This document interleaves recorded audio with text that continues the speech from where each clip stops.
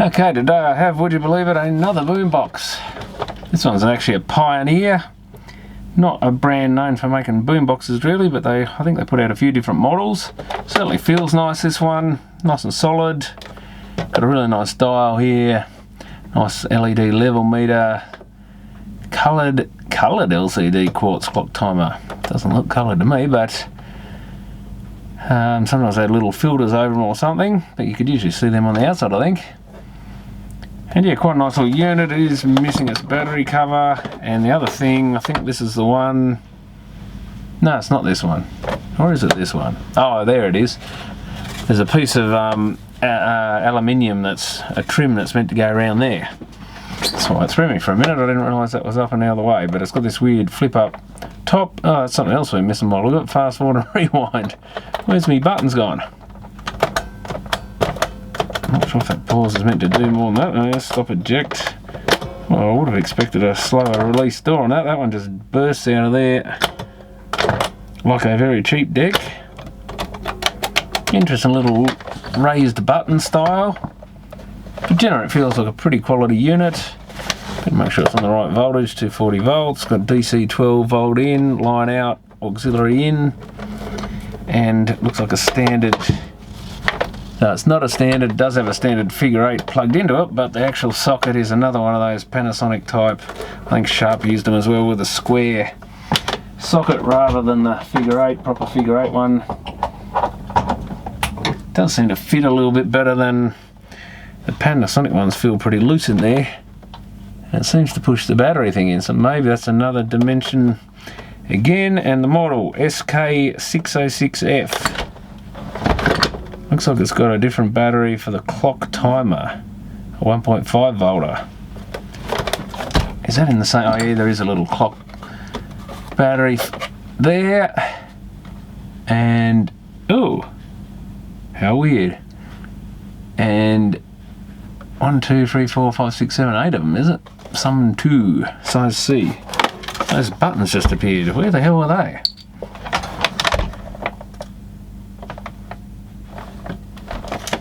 That's weird.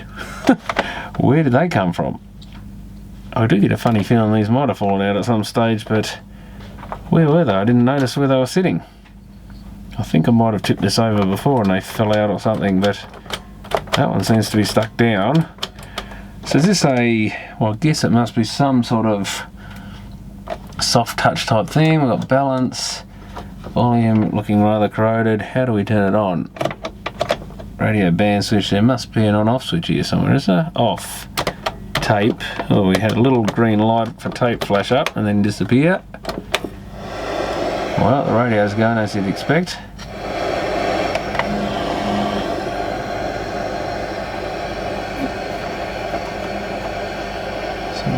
There. Neil Ayers from Newcastle played a tune called It's Wonderful.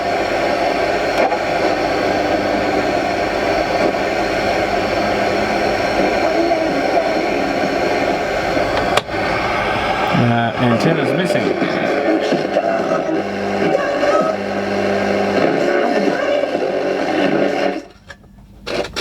Volume control's a bit iffy, and yeah, the antenna, the telescopic antenna, completely gone. That's a bit disappointing. I've been having a good run. Besides, I think the Sharp had a broken one on it. It's the first one with no antenna.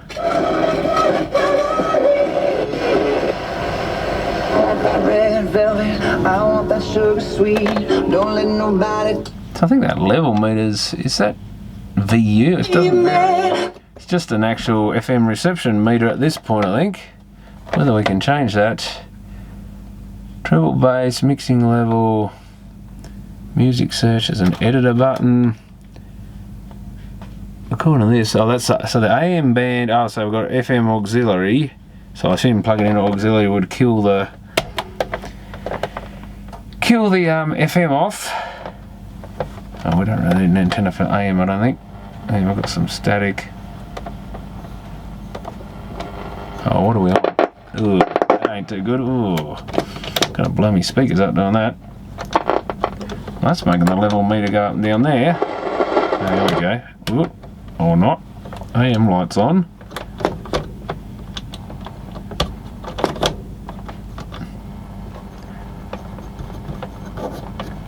Don't think we're really working. And we've got a crack in that dial.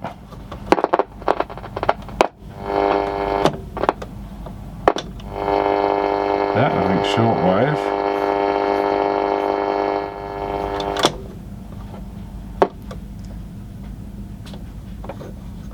No, got no audio.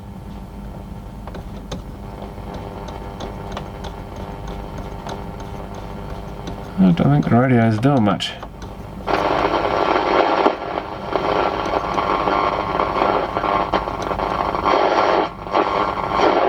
That's shortwave, I think. Oh. Oh, maybe that is AM. It's a 10.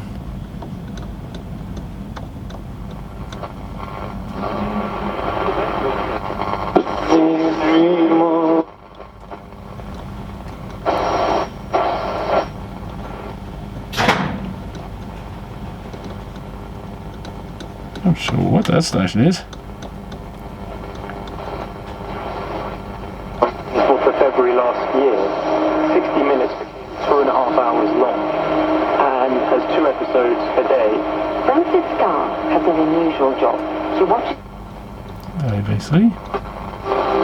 Must be. Yeah, it's AM, I think. It's just rather picky depending on what I do with that switch. I don't know if I need that door shut, but I doubt this tape's going to do a lot.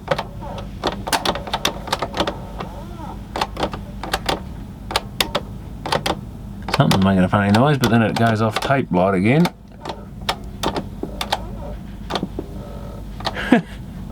Something's making a weird squeaky sort of noise.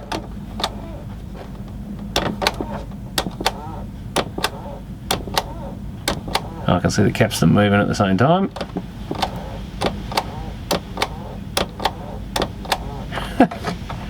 Well, that almost wins a prize for best noise made by a cassette player so far, besides that squiggly one.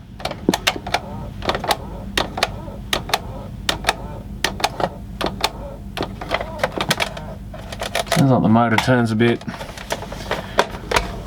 Obviously something isn't working, someone's nicked half the screws out of this thing, and I say it's going into some sort of fault mode. It realises something's up with it. Ugh, is that a free amp we just got out of this? Some little flying thing. But whether it came out of this or not, or whether it's that time of year for ants to be doing that, I don't think they normally do it in the middle of winter.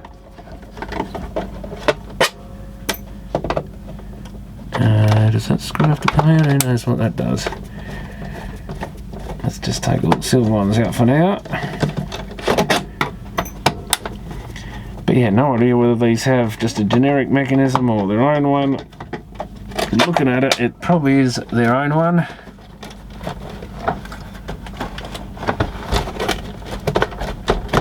At least it feels a bit more like the top of the, or upper, I guess upper class kind of boombox, not one of those cheapo ones. But yeah, certainly a better built than the usual.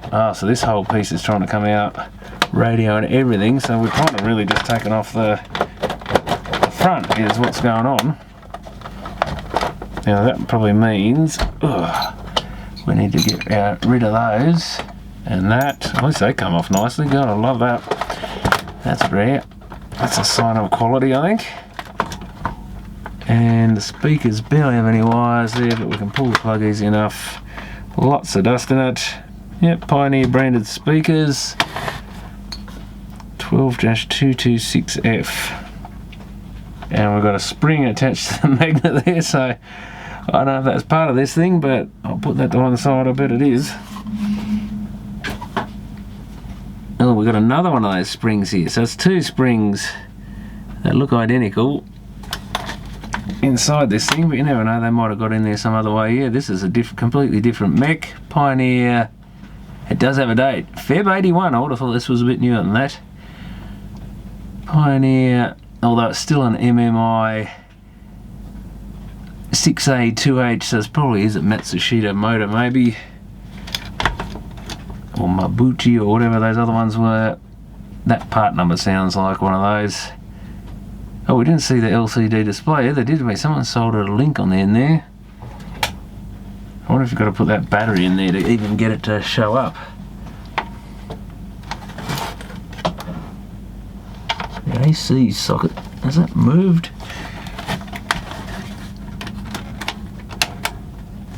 We've still got power there. Why haven't I got anything coming on now? Oh. AM's up. Yeah, I completely forgot about the clock. This has got a multicoloured display. I want to see it. What does that button do? It is on and off. I reckon you've got to put the battery in there. Yeah, if I haven't got here, there's one. Ooh, what on earth? Oh, those buttons falling out again.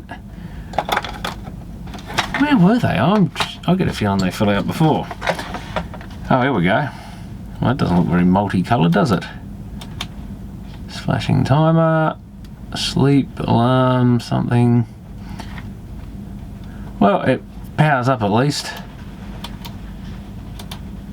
Time. Oh, you keep pressing it, you get sleep, timer, something. Alarm, 30, 20. Well, at least something's happening. Probably just about need the manual to work out how to use it. And yeah, I'm just looking at this thinking this looks a bit iffy as far as the power goes, because that's the power board where the socket goes in right there. What else is making this noise? Oh, there's another button that's falling out, is it? Huh, they just like dropping out these things. I don't know if they meant to do. Oh, that's. Oh, I bet you that's where those springs came from. What's the bit they went on these shafts? That would make a lot of sense. So they're probably drop down inside. No, they can't fit in there. They won't fit through the holes. I was going to say it's a bad design if they fall inside the unit when you lift it up, but I don't think that's the case. Now does this back... We still wonder if we're going to take this handle off or something. Or do I just take the knobs off? Oh, maybe that's what that other... Oh no, that's coming with it, that screw. Would be kind of nice if it all comes apart and just leaves the bare insides, which is what... That's how you get to the circuit boards. So the question is, how do we... I don't think the handle has to come off, but yeah, we definitely got to get rid of those knobs. But I can't imagine they're all that's holding it.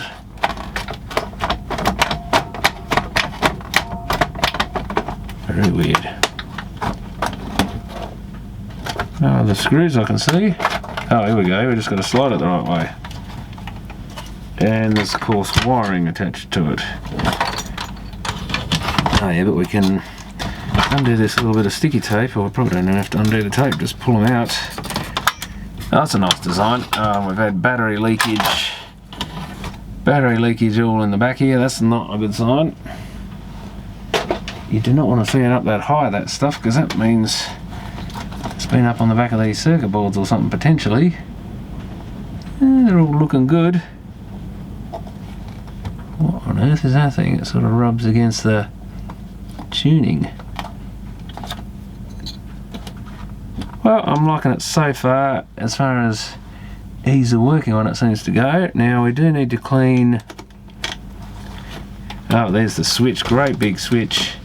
This great big metal thing going down here is our function, or AMF, oh, it's actually just AM function switch, I think, isn't it? Let's just squirt as much contact cleaner in there as I can get into, since it's so long. Get on the hole.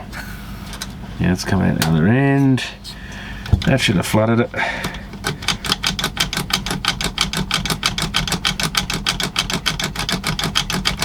And now we have the situation where, I don't think we've got 240 volts. Oh, so this must be a socket with wires off the back. Oh, so that at least they haven't put a dangerous... I was a bit worried we'd have 240 volts pins on the board here, but it looks like they've kept that separate. It should have wires Must be those little wires I can see. I don't know. Well, we've still got the voltage selector switch is a bit out in the open, so that's not so good. Yeah, there's wires on the back there somewhere that go to the voltage selector switch and then into the transformer. That must be, is that the primary? Where does it select voltage? Oh, there's the primary, be those coloured wires. Purple, grey, yellow and white. Yeah, they all go to the voltage selector switch, so I've got to be a bit careful there. That's the sort of thing I hate. Perfect for just putting your finger underneath and electrocuting yourself on that sort of thing. And I was going to do, let's clean these pots while I think of it. I can just get in, access in the side there.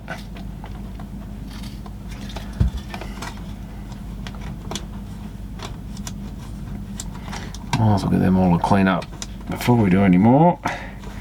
Because no doubt we're going to have to change belts in this thing. There's another switch here, which I forget. Get the dust out of that.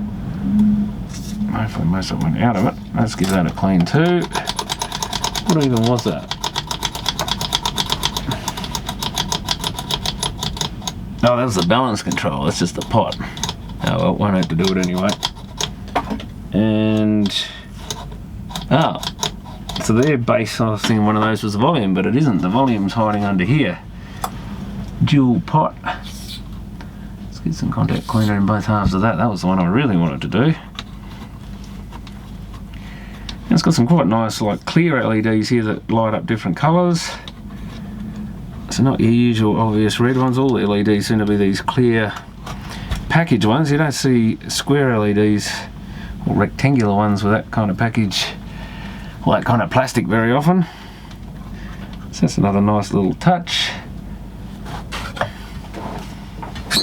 So we can't really see anything of this cassette mech, which is a bad part of this design. It looks like the clock's got to go, so I'll take that battery out.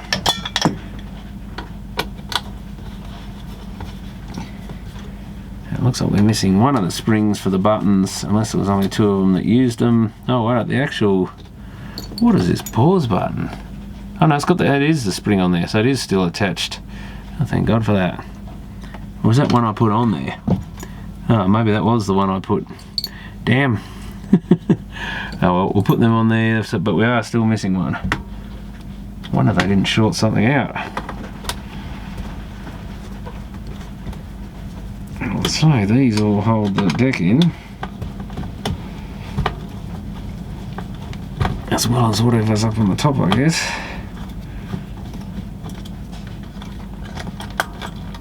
Would help to check that the clock actually comes out now. So I've got a metal little wrap wire holder on the left one. Damn dust. Oh, it looks like that unplugs.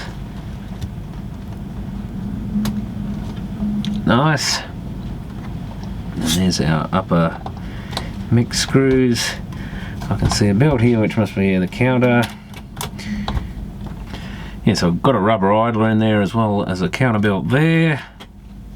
And I assume there must be another belt I can't see at the moment to run the capstan. And that's likely to be the one that's shot, but maybe it's some other fault in this thing. This is quite a complicated looking mech. I assume it's kind of like a soft touch arrangement. I can see another spring up in the top of the mech there, so I've got that, and it looks like there may be one on this button or something as well. So this is a bit of a design, but I can't seemingly free it up.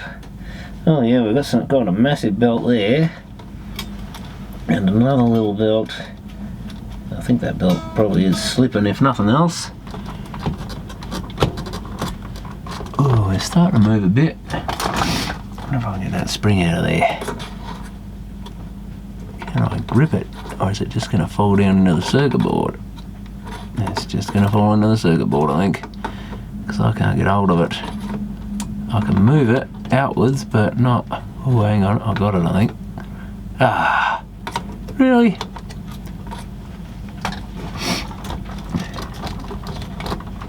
Okay, so these buttons are rising. I think I need to lift them up.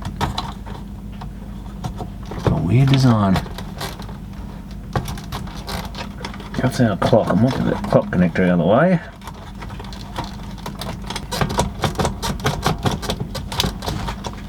Ooh! Something just gave way a little bit, which I don't want to be doing. There's a connector down there. Nothing attached to this end, is there? Yeah, something's holding it up in that corner. Can we see anything from underneath? There is a connector there, but that should rise, give it enough length to rise up. We've got these other wires here, maybe something to do with this. Talk about jammed in there. I don't think, and then we've got the couple of head wires. Maybe they're the problem because they're part of it. They're catching on the plastic there. That still isn't our issue. There's always a knack to knowing how to do these things. I think it's those buttons are hanging on or something. One of these record or other buttons is, oh yeah, they're actually down inside the mech a bit. So they're obviously clinging to it. Oh yeah, if I move it around that, oh there's the key. You just got to jiggle it around that orange button till it falls out of there, or the mech comes off it. I hope I didn't just pull a little white piece off that other one. I probably did though. There's that other spring. Oh, it's well and truly stuck in there too. Should be able to unscrew it, surely. There we go. I wonder if these are missing little pieces on the bottom, because those other buttons have a little white plastic bit. Yeah, so I don't know if I pulled that off, but I can now probably pull that button out as well. Let's take the spring off it and remove it before it removes itself. That's the record button. I don't think that one wanted to come off before, so maybe I just... Oh yeah, here's all the little bits. Let's hope they haven't broken off, but I get a bad feeling they might be broken. And I may have contributed to that. So there's another thing to watch. Let's get that connector out. Ah, so where do these heads go? There's a bit of tape and then they go under the board. But there was a bit of stuff rattling in here, so that was probably two of the bits. I don't know if I just added to another. There should be four of those things in here. Oh, here's the heads. Oh, so they're soldered on. So you've either got to disconnect it or... So I might just cut that bit of tape if I can find some cutters. Those ones. So I've got a little bit more length. That's better. Are these other bits in here somewhere? Doesn't look like it.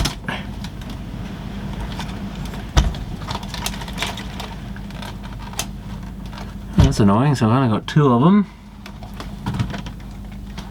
So that's obviously not a very good idea. Yeah, they push up into the...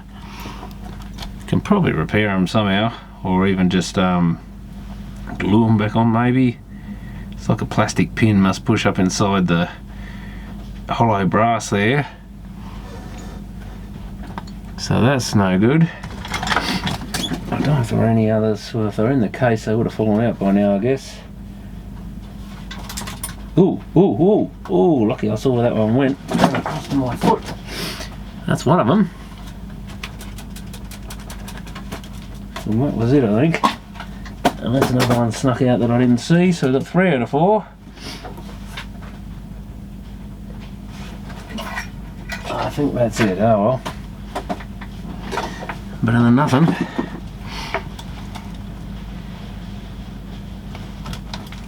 They could be jammed in the switches there or mech there or anything. But they don't seem to be. So all of those are probably going to be flimsy. If that many's broke already, it probably, I don't want to risk it, but it probably won't take much to break the other ones off. I'd say the plastic's gone brittle. Okay, so what I found is, I plugged the timer board back in before, but that didn't make any difference. I just checked the power supply because it's running, but as soon as you press this timer on thing, uh-oh, what have I done to the display there? It just lost a bunch of segments. You lose your power. So I assume we've got to have this plugged in all the time, which is a bit of a pain. Let's just flick the power off for a second while I move everything. Of course, now I unplug the cassette deck again just to make sure I'd plug that in the right way. But the plug does only go in one way, as you would hope. But what you hope and what is reality are different things. So if we get that timer out of the way over there, I just put the battery back in just to see that the board was connected the right way and everything. So AM, that should be tape. Yeah, something happened. Now can we see it happen? Yeah, interesting, it just runs. I'll leave that running, the capstans are going. Oh, I can hear, that's what's making that funny noise, was that capstan. Oh, actually that capstan isn't really running. No, that one isn't going. That's what's making that funny noise, is when the belt's like, oh, it's going now.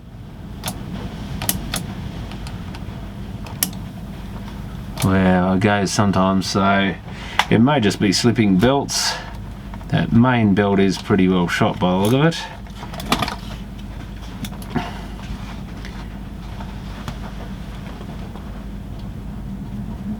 Pinch roller, not the most beautiful looking thing I've ever seen, so we might have to see if we can get a replacement for that, but yeah, I think it's gone pretty hard too. But anyway, the more important thing I guess is to see if we can actually get the cassette player working. Now I bet my screwdriver's hiding. No, it's not behind there, it's not the multimeter.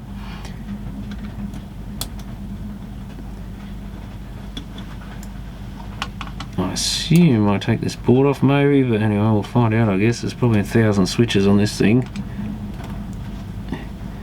We've got a solenoid just here. That seems to come off alright. Sort of. So we've got wires, so that's connected to the motor. So we've got a total of 1, 2, 3 switches, 4, 5, 6, 7 switches on there. That's pretty insane, so no doubt if they don't all get pressed in the right order or whatever, then this thing probably ceases to work and the power cuts back off. I'm guessing that's what's going on. That should now come off, I think. It's got a spring and something else. So it's got 2 springs. So what is this? Are we lifting a... Oh, you're kidding me. The whole take-up reel wants to come with it? Okay, that's a weird one. So I've got a spring here that needs to come off, which is glued on, of course. And I'm going to wreck the spring trying to get the glue broken. If I'm not careful. Rip that off. I don't know if I can get that spring right out. Might just have to leave it sitting there for now. I don't know if I even need to bother actually. You don't really have to pull that part through, I don't think, to get the belts. So then again, you will. No, you won't. Will you? Won't you? I don't know. I think the belt comes out around the outside, doesn't it? It does. That is a long flat belt. Plus, there's a little small one here.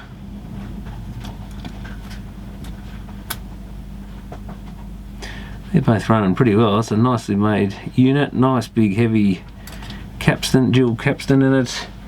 Oh, okay, so the counter belt though, if we want to change that, we're definitely going to have to take that piece out, and there's an idler in there. I'm probably going to have to get to that stuff ideally.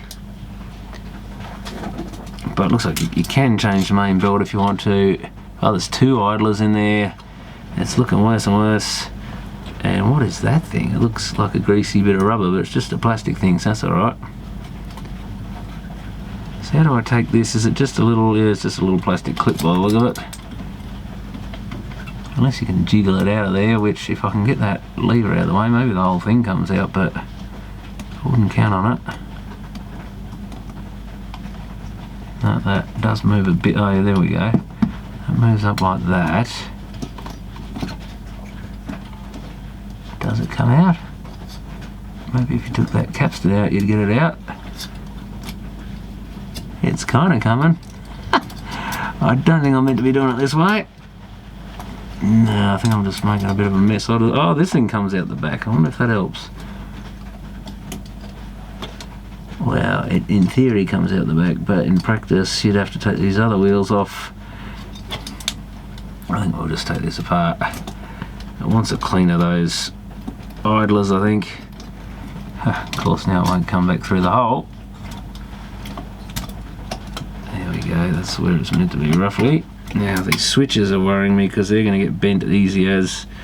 Yeah, what a dodgy design that is, really. It's having switches there.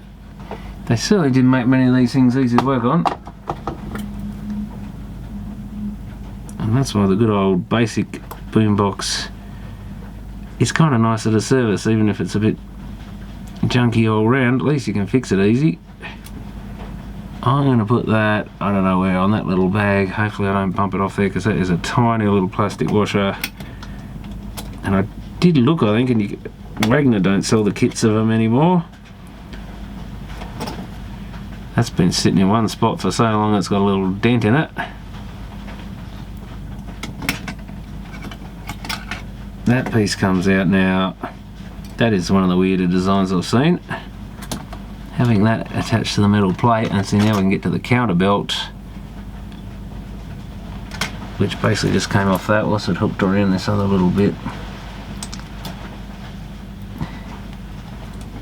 And now it's catching on the screw. And is that all the belts? That's all the belts, I think. But yeah, that pinch roller, not a very good surface. Looks like it's got kind of grooves in it, and then again it's got a dent, I think. The actual capstans are rusted. What the? They're usually all stainless steel. The other one isn't even a capstan, I don't think. It's just a flywheel. Or is it just... that must be tape oxide. God, it looks like rust though. That's got to be stainless steel, hasn't it? That looks exactly like a rusted bit of steel, but it's not going to come out whatever it is. That's got to be oxide that looks... well, I mean, oxide is basically rust, but the fact it doesn't want to come through is... oh, yeah, it's coming off by a little bit, but that literally looked like a rusted bit of steel. I've never seen such a good imitation of rusted steel. Oh, that is thick as on there. I might need to get a scourer onto that. I think that is... I don't know, I'm still wondering whether it isn't rusted, but it can't be, surely. But I'm going to have to get a bit of scourer onto it, because there's just no way that's coming off with the cotton bud.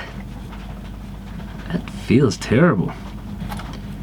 It's got to be just a super thick layer of extra bad tape oxide, I think. Yeah, it's coming off. My God, they just caked on there.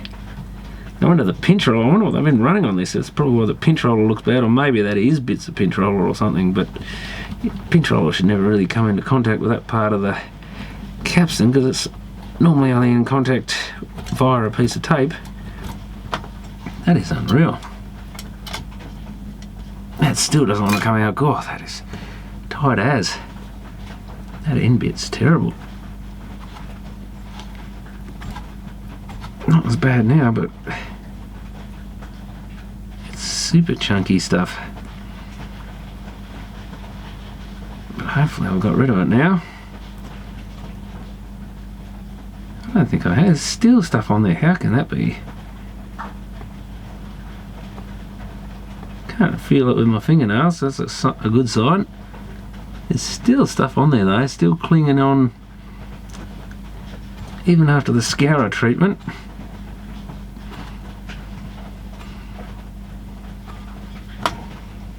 Looks like it has eaten into the metal or something. Better put that little washer back on that so I don't lose that. Though I think what I'm going to do is just we'll get to this pinch roller and see. Just got to be careful of those switches.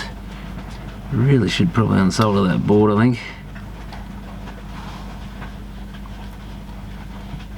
It is like a rust deposit on there. There's some sort of chunky, which can be bad rubber.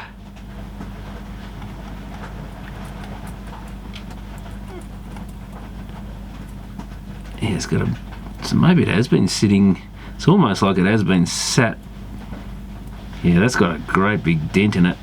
I think that must have been sitting up against the capstan for a long time period, so maybe the belt slipping caused that.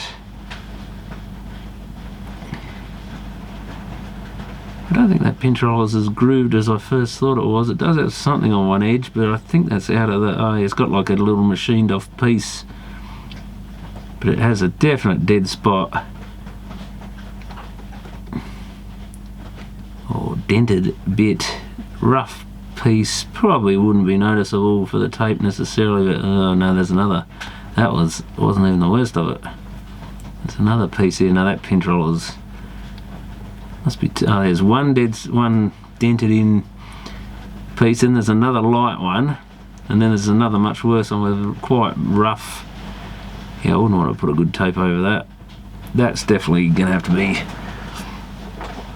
removed and replaced, I think.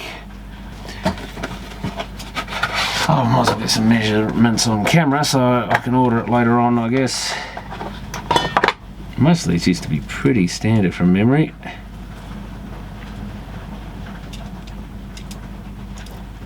The big hassle is actually getting these calipers on anything in a mechanism. But you can get an approximation. It doesn't have to be machining, so it's about 6mm wide by a diameter of, I guess around 13, is that? You can go in as tight as 12, I think. So it's another 12 by 6, I think, and the little shaft 2mm again. So I think that was the same as the last one I looked at. The sharp, I think a lot of them were the same one from memory.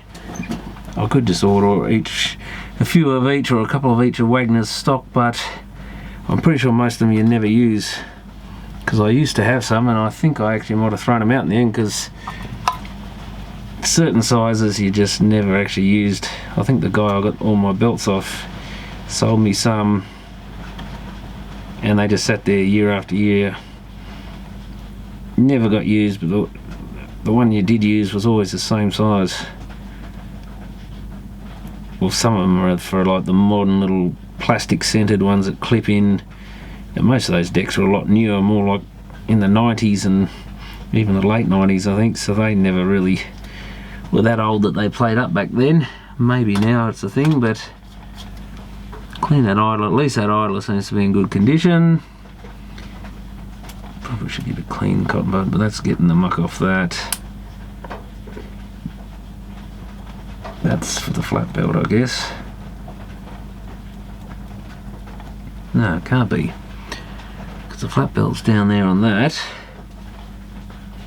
Pull down the motor. Does it have a grate? It has a tiny little grub screw in it. That's something you don't normally see in these things. Guess I should probably bring the camera down a bit closer. Yes, that's a bit closer. And I guess I might as well clean the pulley for that.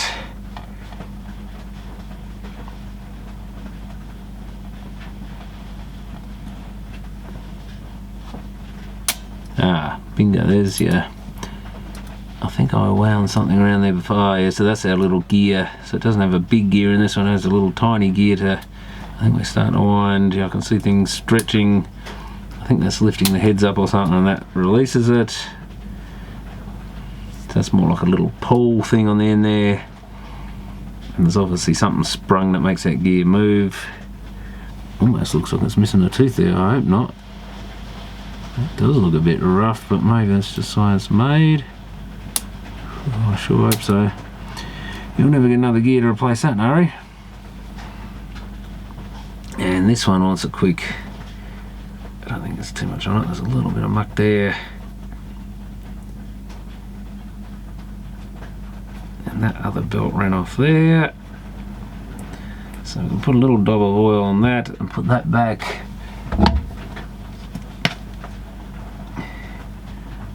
Because that's like a double-faced bearing link, so I'll put a bit of oil, tiny little bit in a couple of spots.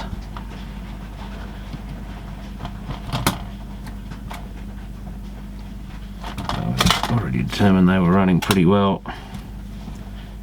So that's just a flywheel. I don't think I've ever seen that in a deck before, where there's just a flywheel. Because I was going to say it's not auto reverse, I don't think, so that's the only time you normally have dual capstans. Actually, I may have seen a design like that before now that I think about it, but pretty rare, I think, to have. That would be like an old 70s deck or something, though, where they actually have just a flywheel that doesn't really do anything. What's the point of even driving it by the belt? Maybe it's to do with, because I don't think it runs any of the mech. Oh, it's running the idler here, so is that just a rewind, fast forward?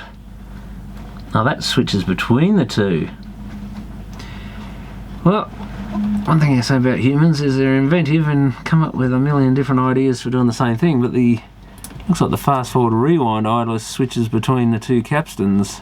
Or I call it one's a capstan, one's a flywheel, and that swings across. So I reckon it's got pretty impressive fast forward and rewind, I would think, if it's got all that behind it. You'd sure hope so.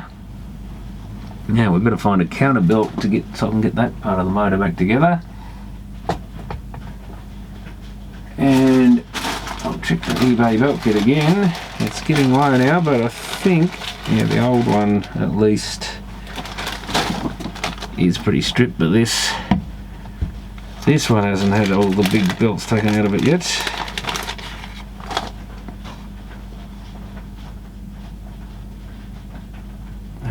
That's pretty good, actually. It spreads out to the same sort of length. I mean, that belt is actually fine anyway, I think, so that one's probably good enough.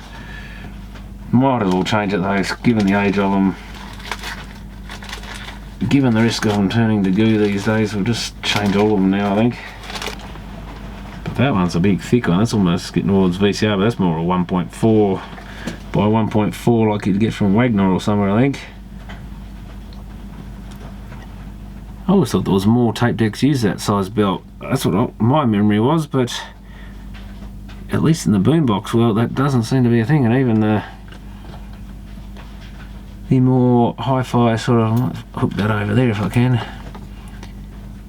Component type decks haven't been using the bigger belts, which I'm sure a lot of them used to, but must be, I've got a faulty memory of that. That looks a bit, is that cracked, or just is that where it was sitting?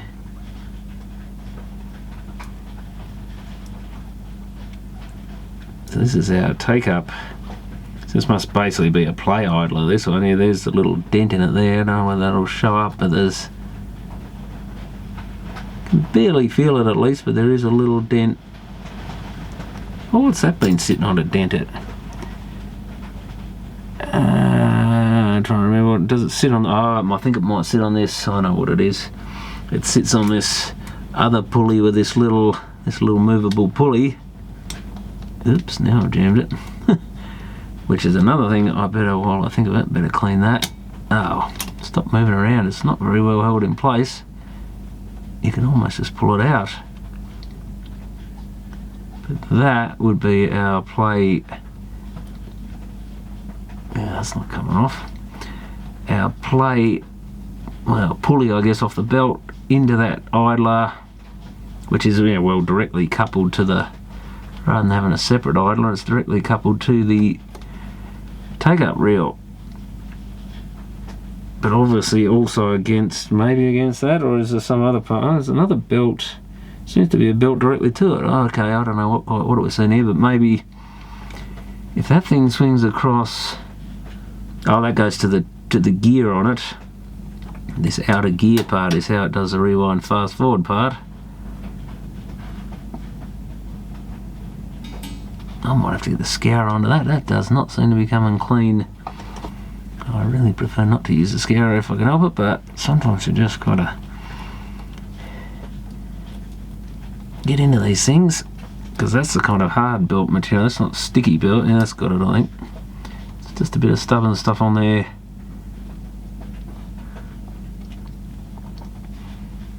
So yeah, the fast forward, oh, of course that would hit that and there would be no clutch, whereas this bit has the clutch on it. But there is another belt pulley. So why would it have a wheel onto this and another belt, unless that belt goes to some other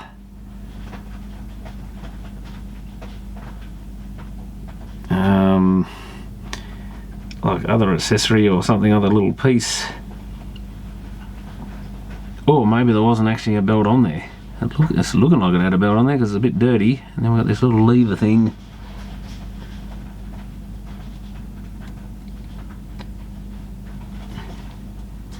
I'm not quite sure what is going on there. Let's get that idler thing out of the way. Does it go the other way? It must sit about there somewhere. Oh yeah, that bit probably holds it up there for now, and then that it lifts it up and down a bit. It doesn't allow it to drop though, as I was kind of expecting. This bit, does that go on that little lever there? Must do something like that. Let me think. This is where it gets a bit more difficult because I want to put the back bit back on that and don't lose that little washer. Now what is, that would be for the idler, for the counter. That's what that is. So it is for an accessory, or is it? It doesn't seem tight enough for this belt. They're up high, so that goes to there. That, I've got no idea what that had on it. If anything, it must have had something. So is that the counter belt? I mean, the counter belt normally comes off that reel. Let's get it up higher so I can get the belt onto it. I don't think that's anywhere near long enough for that belt.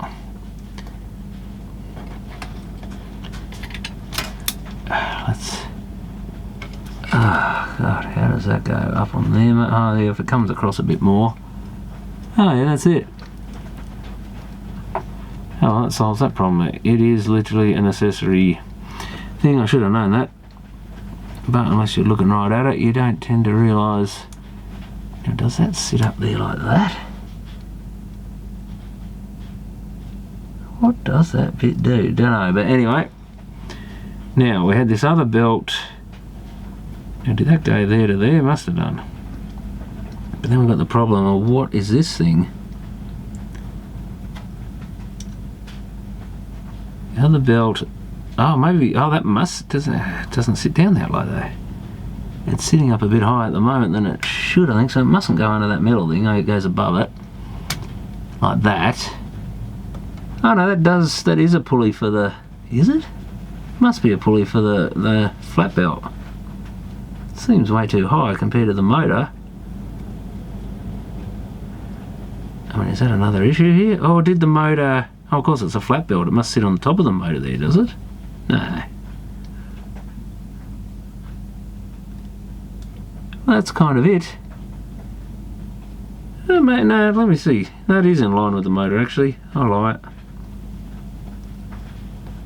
Motor looks lower, but when it sort of belt sits up there,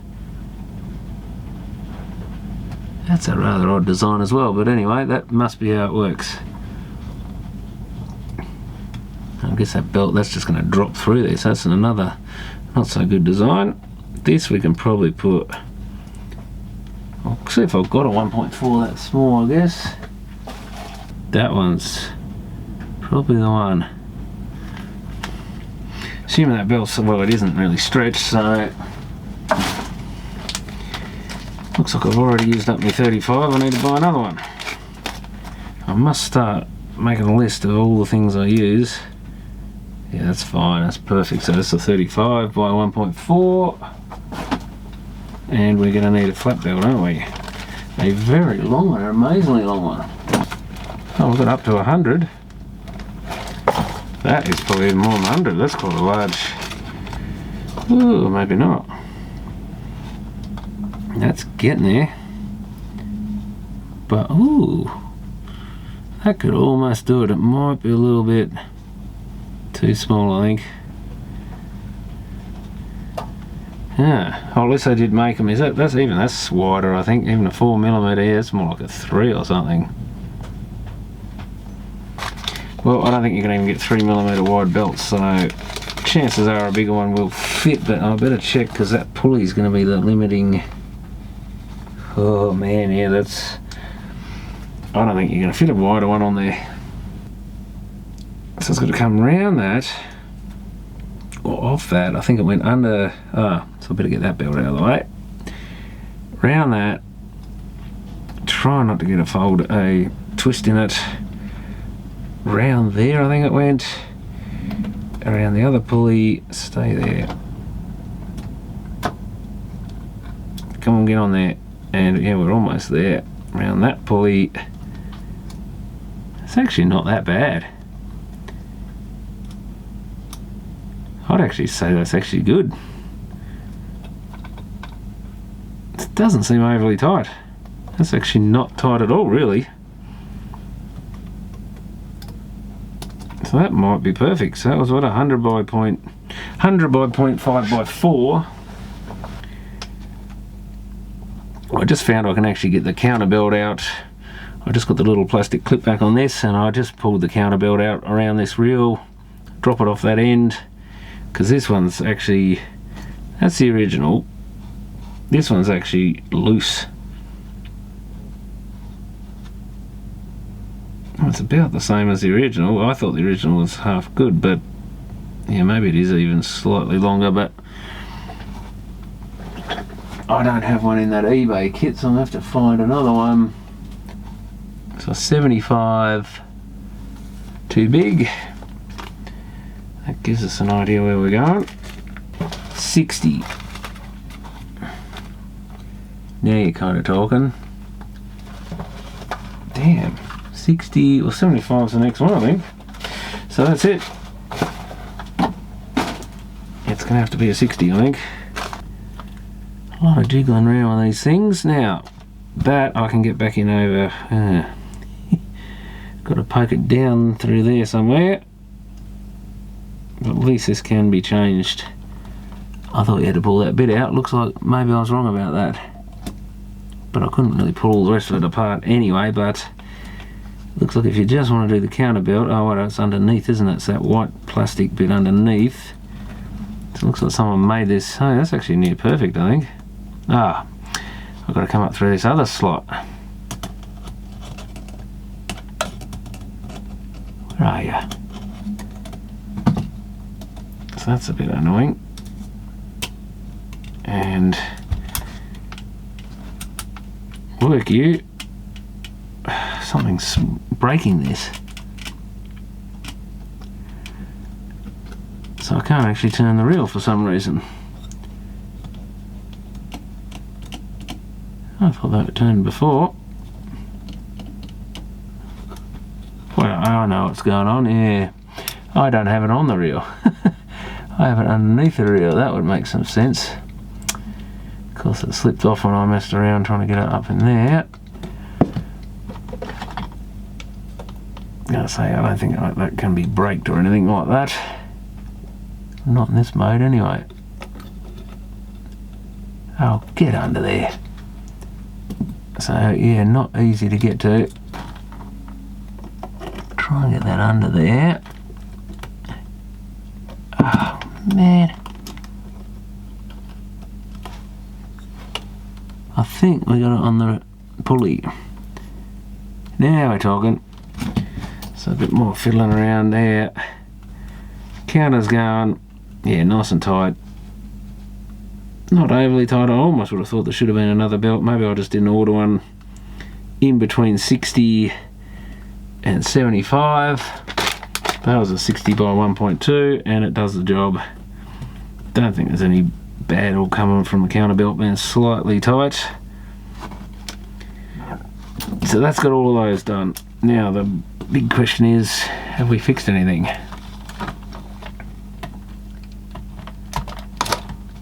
Let's get it the right way around.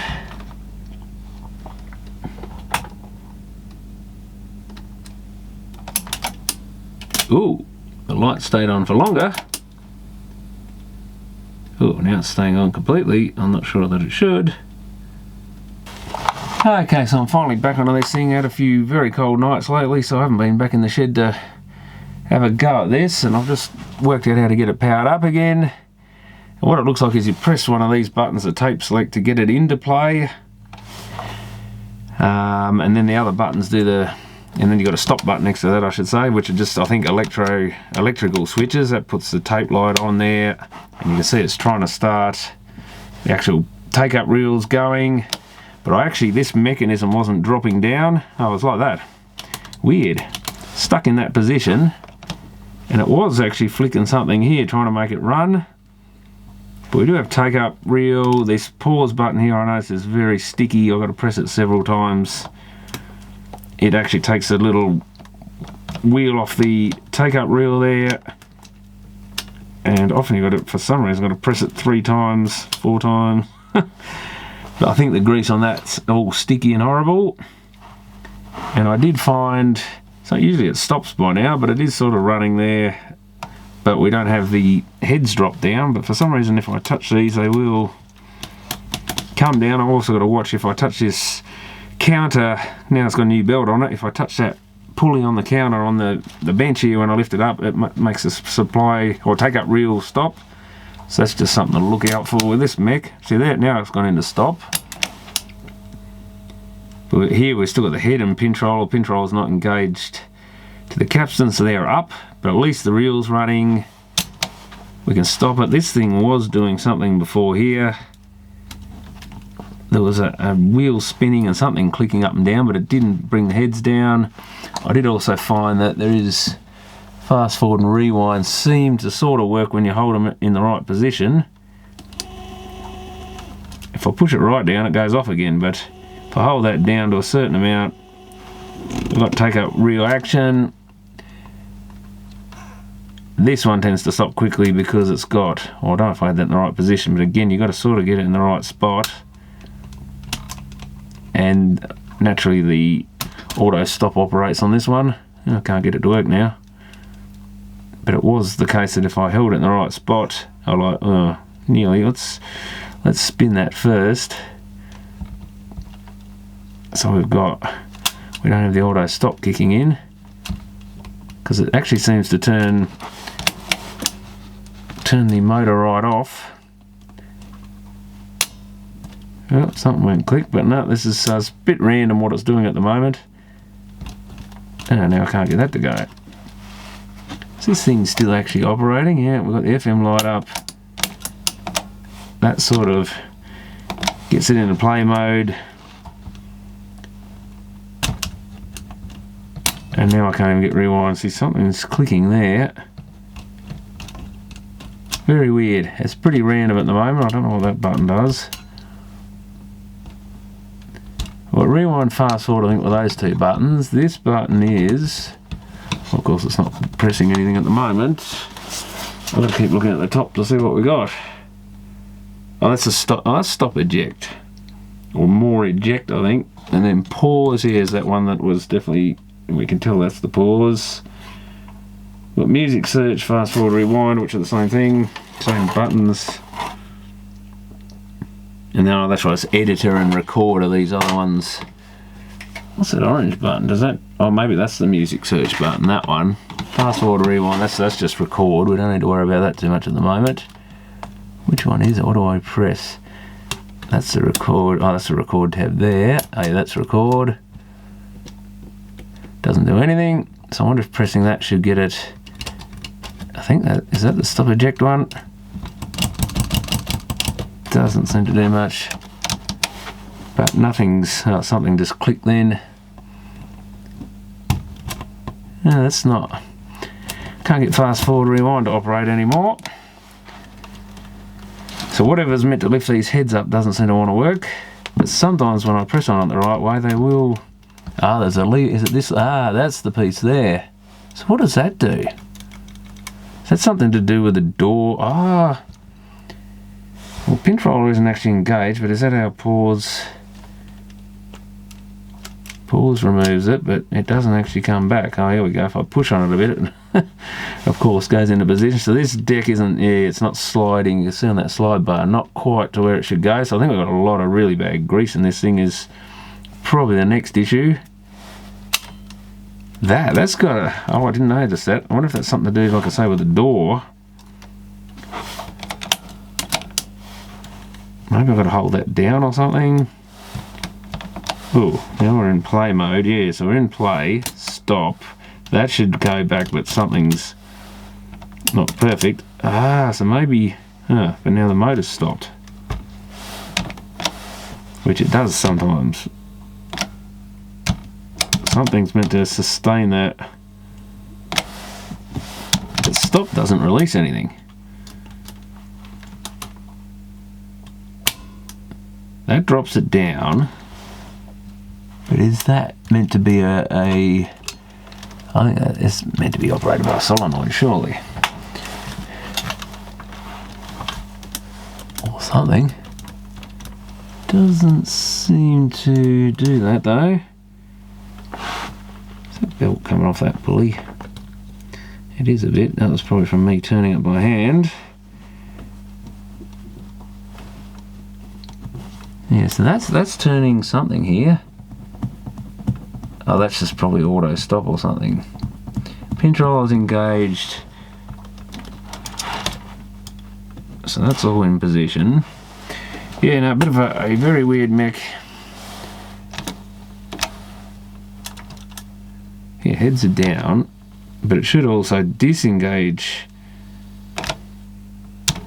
when I press stop or eject or something. Which one's the eject button? That was that thing here, I think. Oh, if we press it again, see, maybe I'm just not using this mech properly. Wait, that says it's a stop button though. So maybe we've got a sensor issue or something as well. That's not staying running. Hitting the stop button does nothing. But mate, that's not a mechanical one. I think it's an electrical one. But pressing this, click something. Uh-oh, that's where our missing piece was. The broken end of a button that just dropped out of the mech somewhere. So that probably wasn't helping things. Looks like it was stuck to the grease there somewhere. Unbelievable. So press that. That has got us back into the... Well, where's the eject lever? I really do need to probably know how the door operates in this thing. It comes in... So something must clip there somewhere. That's the bit that drops it. So what holds the door shut? Where's the little latch? That doesn't have a hook on it. Oh, is it maybe it's this white thing down here? Has that got something to do with it? Don't think so, but it does something. That's the record switch. Does that thing move? Maybe not. No, they're just the guide things that hold the tape in place, I think, along with that sprung bit. Ah, is that it? No, that's still doesn't look right.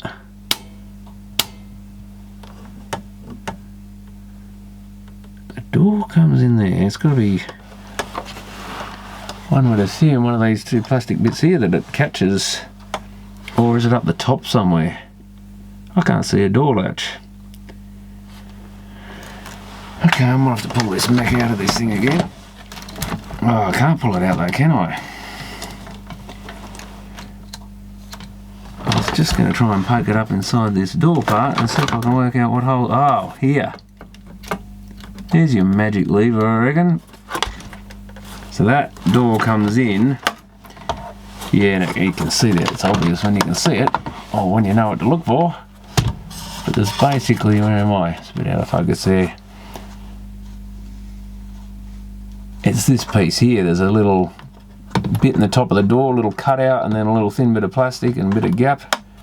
So it's a top one. I can't remember the last tape deck I saw with a latch on the top, but they did exist, I think. But so this thing's quite unconventional in many ways, but at least we know where that is, and it makes sense because it's up here where that eject lever is. So that's this piece we've got to look for. So if the deck's there, we've dropped it. So pushing on this lifts it. Oh yeah, so that is a lift and eject in one motion, I think.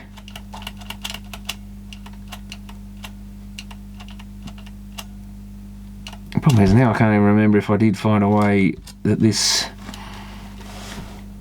But what operates that bit? Is there something in this mech motor driven that's meant to put it in play and stop?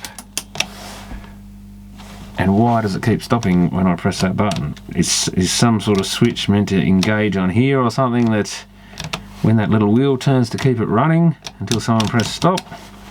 It's bound to be something like that. Yeah, interesting. That disengages something, but I'm not seeing... Oops. I'm not seeing anything, so it's definitely this piece that engages that. There's a little piece lifts up. What does it actually hook into? It doesn't go into one of those holes.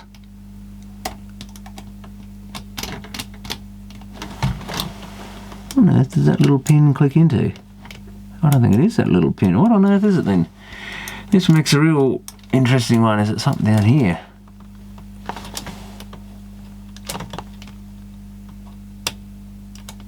Oh, I see. It's nothing to do with the... I thought there was a little pin going in those holes or something. It's this piece up here. So as that lifts up, it hits this big tab sticking out the side and stops it. So this big piece here that moves up and down. This is sprung to jump upwards. Yeah, a little spring there. So if we hold that off, then this tab comes up, but this piece doesn't rise. As soon as that rises up, this little piece here blocks that from going back down. But I'm still not sure. Could this be so weird that you put a tape in and it bumps something that drops the mech into play? Well, none of them normally sit and play all the time. And then you press the electronic operation of play, and that's meant to lock in and keep going until you press maybe stop to stop it. Well, that stops something if I hold it down at the same time as play. And it just, surely you wouldn't sit there with the pinch roller sitting on the tape. Not a good design if it does that. Then we've got a proper eject. If that little wheel there turns, yeah, if I do that it turns back, so that should... there must be a switch here this is meant to press on. That's the pause, so that's not what we want. So it's gone into pause. Now it's gone back into play. If I press stop, oh. No. If I press that though, something releases. There's a little crack in that bit there, might not be helping anything, but so that's spun back around. We hit that, something releases. Pinch roller I think's come off. So that didn't even spin right around. It doesn't run long enough to engage itself sometimes.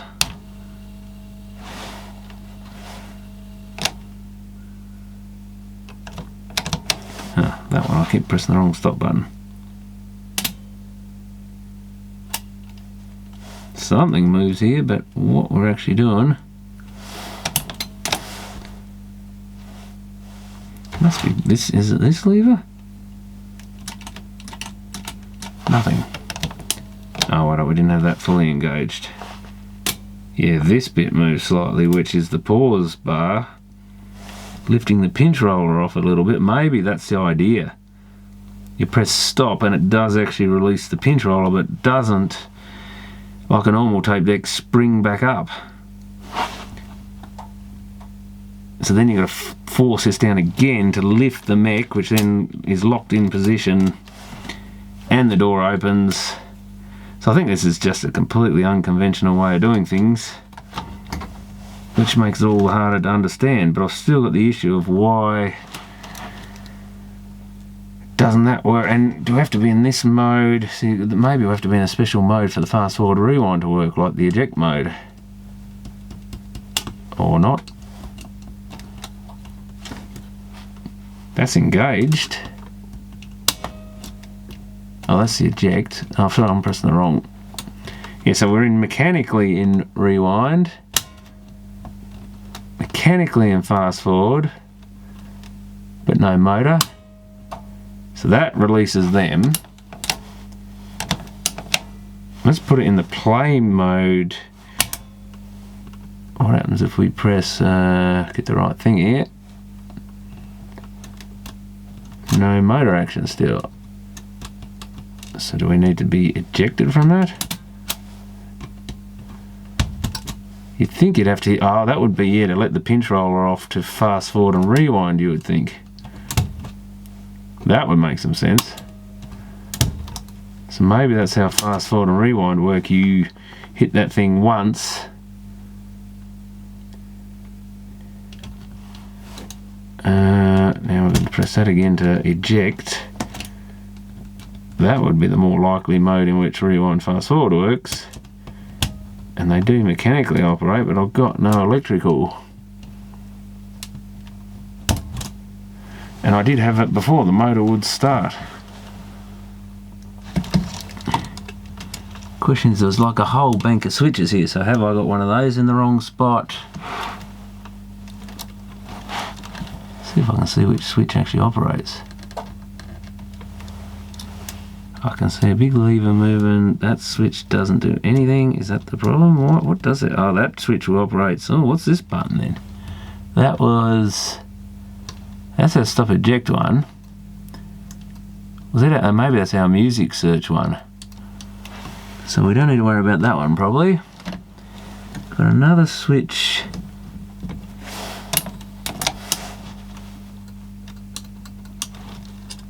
So when that solenoid clicks, something should move and press a switch is my guess. That switch does nothing. That switch does nothing. There's another switch I think underneath somewhere. That switch does nothing. Now, I don't know what moves that bar across. Is that the same piece that moved? No, it's different. I think I'll have to investigate it again. At least the electrical side of it. Oh, there's a switch. There's the other switch. That's in place. That's connected. But is it doing anything? Let's just quick multimeter check on that. Come on, Fluke. Oh, you're on. That's definitely connected. There's one there that isn't connected. That should connect when we push that lever down. Yep. Oh, there's another 3 down here. Oh, good.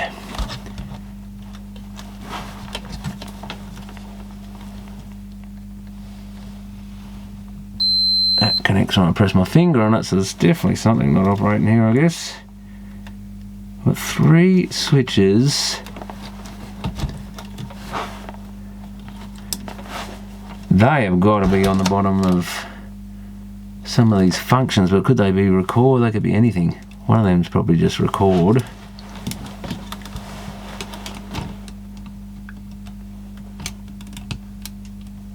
Come on, record. Is that record?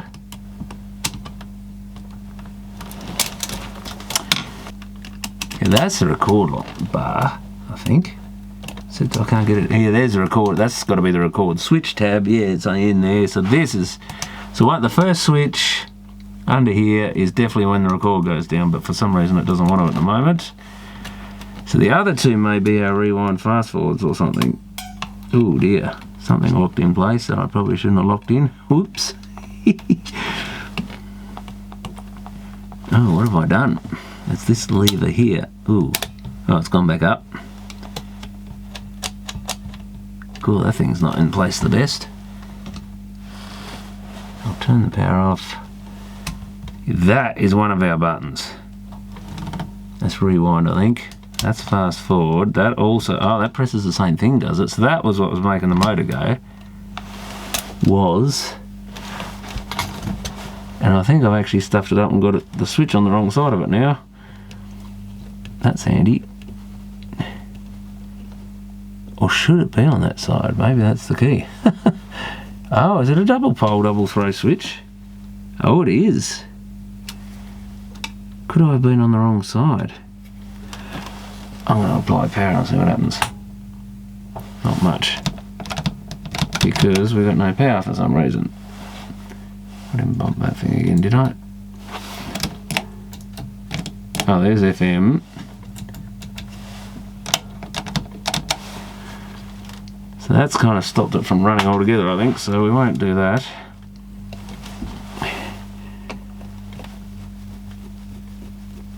So that could be the mech thinking it's in some sort of fault mode. Be interesting to have a look at the circuit and see if this is just some sort of switching logic type setup where they're in series and parallel or something, just to operate depending on the mode. Oh yeah, that switch is still closed even when we're not in the mode.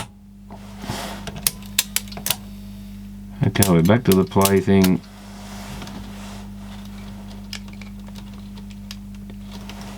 But yeah, when that switch is pressed, nothing happens. Why? Is there some other switch out?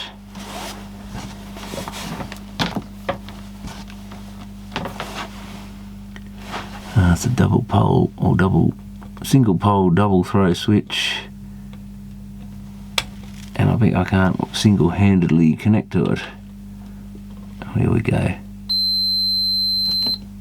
Yeah, that's good well, it was.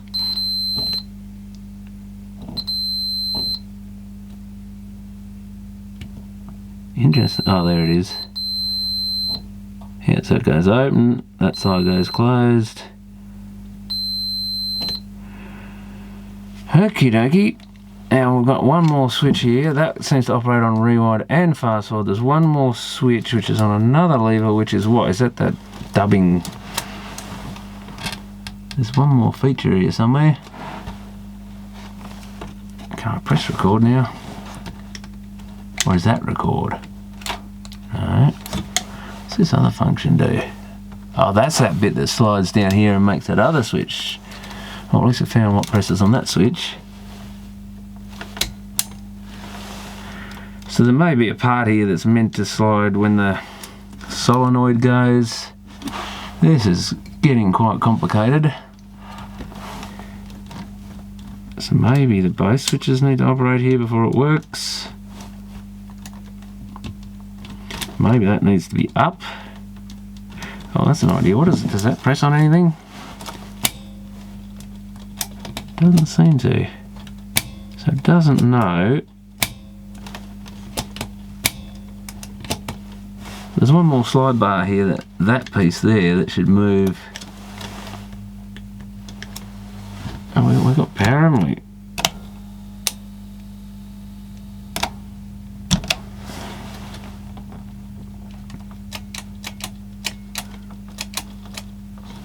It is stopped.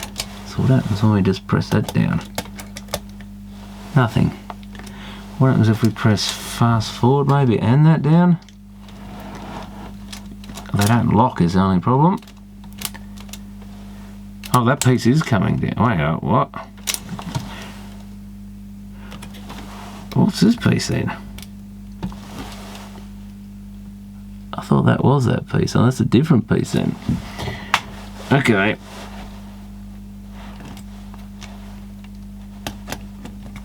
Let's press on that switch. Oh, what just happened? I let it slip over. Oh. Come on. So it's quite possible I do have these switches in the wrong spot or something. That thing's a bit weird. Well, they're going to press on the plastic bit of the switch. They're not going to be pressing on the metal contacts because then you'll short something out.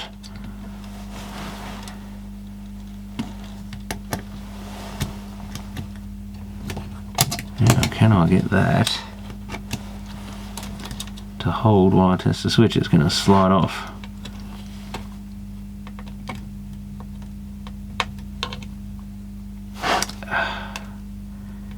Yeah, this thing's even worse than that Toshiba, I think, because you've got to work out how the thing works.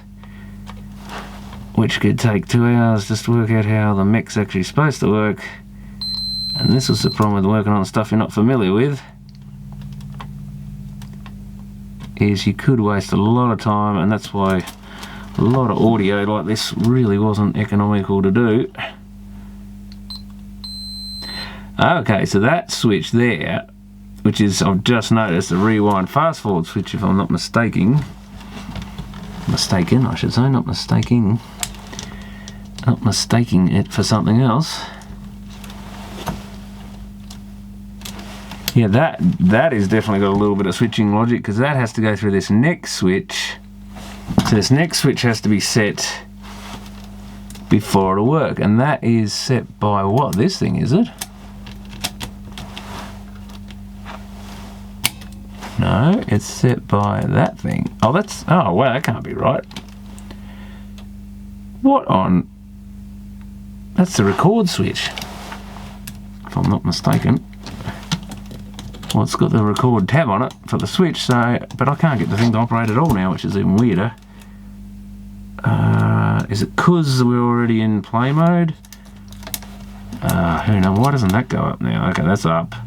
Let's try again. Still jammed. Seriously? And it's not the mechanical interlock jamming it, it just won't drop for some other reason. But sure, why would the record... Oh, wait, you can only... That's what it is. It would be you can only... The record switch will only function... It's blocked by the other switch. So if you're in rewind or fast forward, e.g. that switch is pressed to the other position, the normally open position, the record switch can't operate. It's an interlock. So the rewind fast forward is an interlock for the record, not the other way around.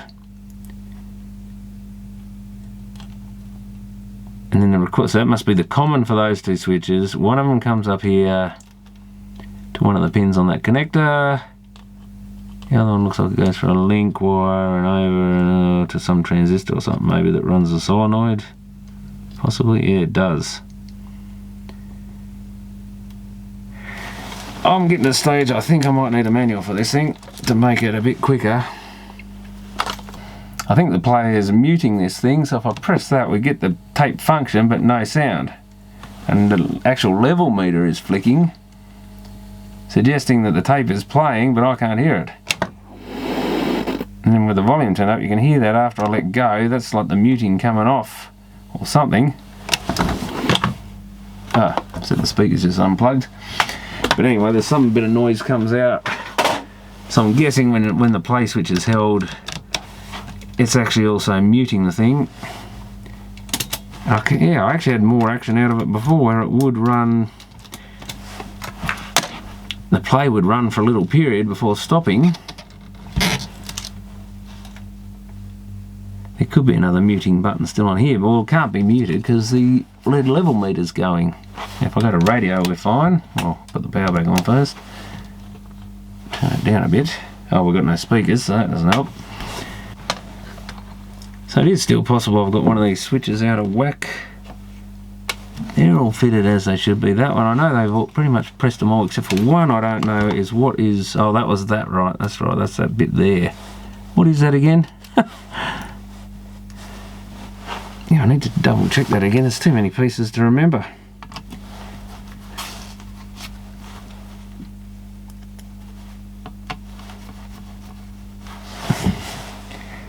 And I can't plug it in while it's there. That is really annoying, so I can't really see what is going on here.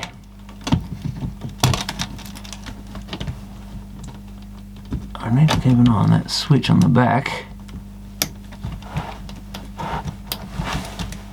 So I want to keep an eye on that lever and switch. What happens?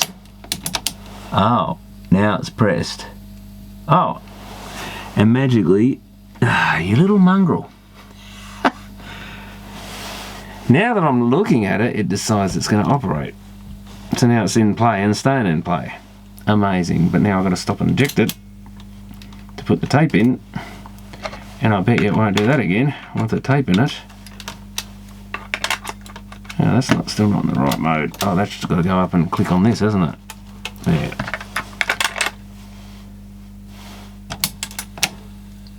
No, we're playing but with no heads. Oh, I've got to press that in, and I've got no speakers. Oops, and I just hit the auto stop, and this has got a really short audio or speaker connector on it too.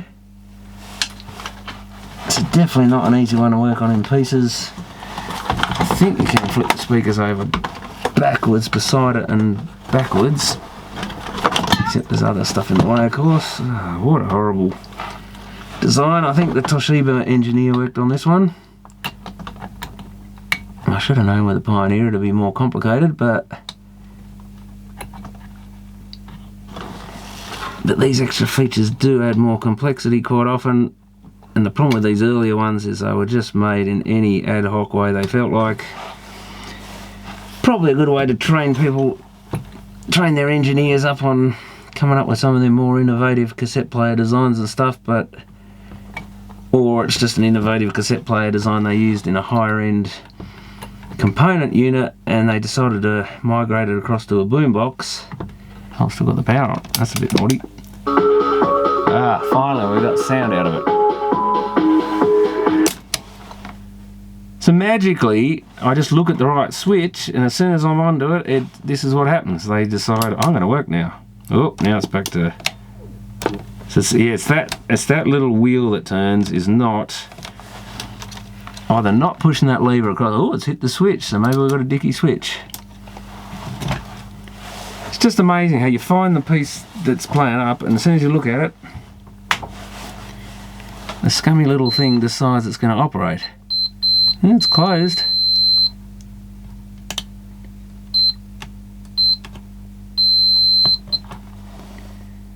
Well, it should be operating. Amazing. So is it that or is it not that? Ooh, it's working now. So it's got to be that lever there, it's not. Yeah. Ooh, there we go. Yeah, it's the switch, I think. Makes sense, that would be the one that's used the most probably. Yeah, we got bad contacts in that switch, I think. So that's this switch in this little triangular, almost triangular hole there. Just see the contacts sticking out there. There's where it's soldered to the board. Oh, at least I found that because that was annoying me, especially being intermittent. I hate intermittents. But yeah, just my eyes looking at it. Actually, I better let's remove eject mech. So if we press this bit, that should go back. Yeah, it lets off that switch, amongst other things like letting off the pinch roller. And of course, this thing now for some reason doesn't want to lift up and latch. Oh well, that's a relief. That's one more step, another hour to find the next problem. As is often the case on these things. That's where a circuit would have probably put me straight onto that if I'd got the manual. It'd say switch so and so, but interestingly the switches aren't even labelled here. Oh, that's as black as it looks like. It's almost like I've got burnt contacts, but they're probably just a bit of oh, they're all kind of black. They're tarnished, I think. There's probably a lot of them are not the best. They're usually at least silver or something. Where's my micro scrub? Of course, that will have disappeared again. Oh, there it is. It's sticking out over there. I must make a little place on the wall where you stick that and hang it or something so I can actually find it each time. You can see a bit of black stuff coming off there. Oh, that's much better already. It's silver by the look of it. They usually are. Oh, that end's not looking... I think it's got little... Sometimes they have not smooth contacts, other times I think this one has a few... One side has a few little pieces sticking up on it. Yeah, that one.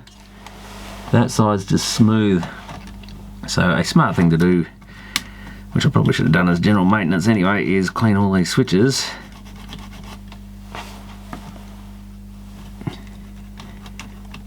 Especially when it did kind of look like an intermittent switch fault, but I'm a little bit slow on these things now. Have I not touched them for so long?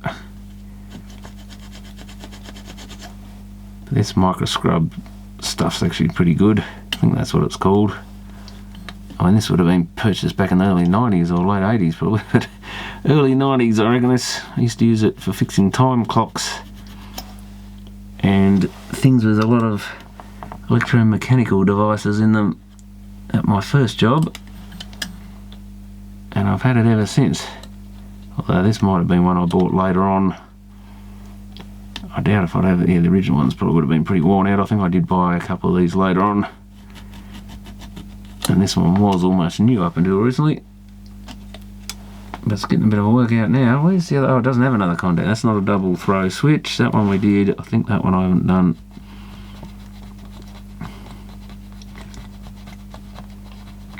Anyway, let's clean up all those contacts so that at least they're not in our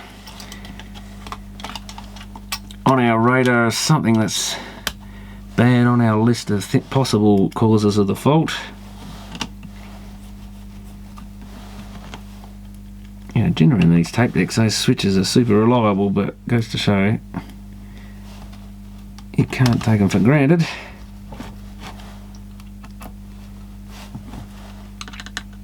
So hopefully that's got rid of that intermittent, and that might fix that rewind fast forward problem with a bit of luck. Now we're going to get this short wire connected again. So maybe there wasn't much more than that wrong with it, but we'll see. I've got to eject, tape in, press that lever to engage heads. We've got power. Uh-oh. So, oh, that's right, so that little wheel doesn't always turn quick enough.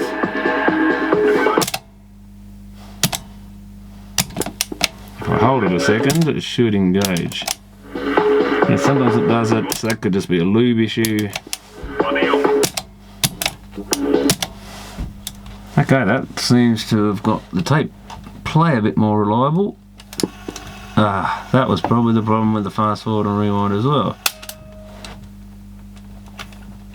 Oh, that rewind does a quick flick and then stops.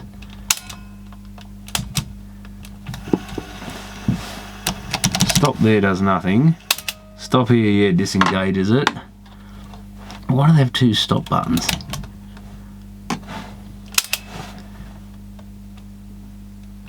Yeah, operates until you fully press it. So that could be an issue with switches again. That is to do with the switches. This switch, the middle of those three, I think. Good thing about mechanical switches is if they don't work, you can fiddle with them.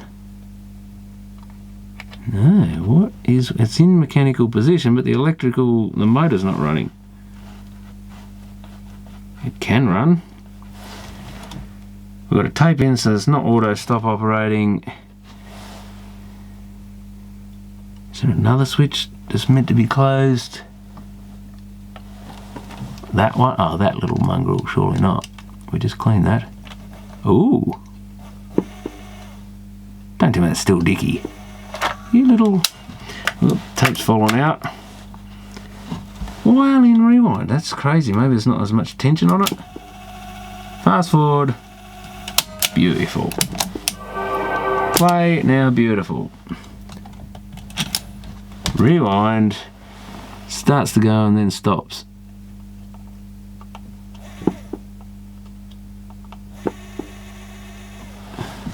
Is that working? Yeah, if I put my finger on it. Those contacts still not 100%. How weird that it fails in one mode and not the... Oh, wait, is that... Does it just run each time for the same time and then stop? No, it's going. Oh.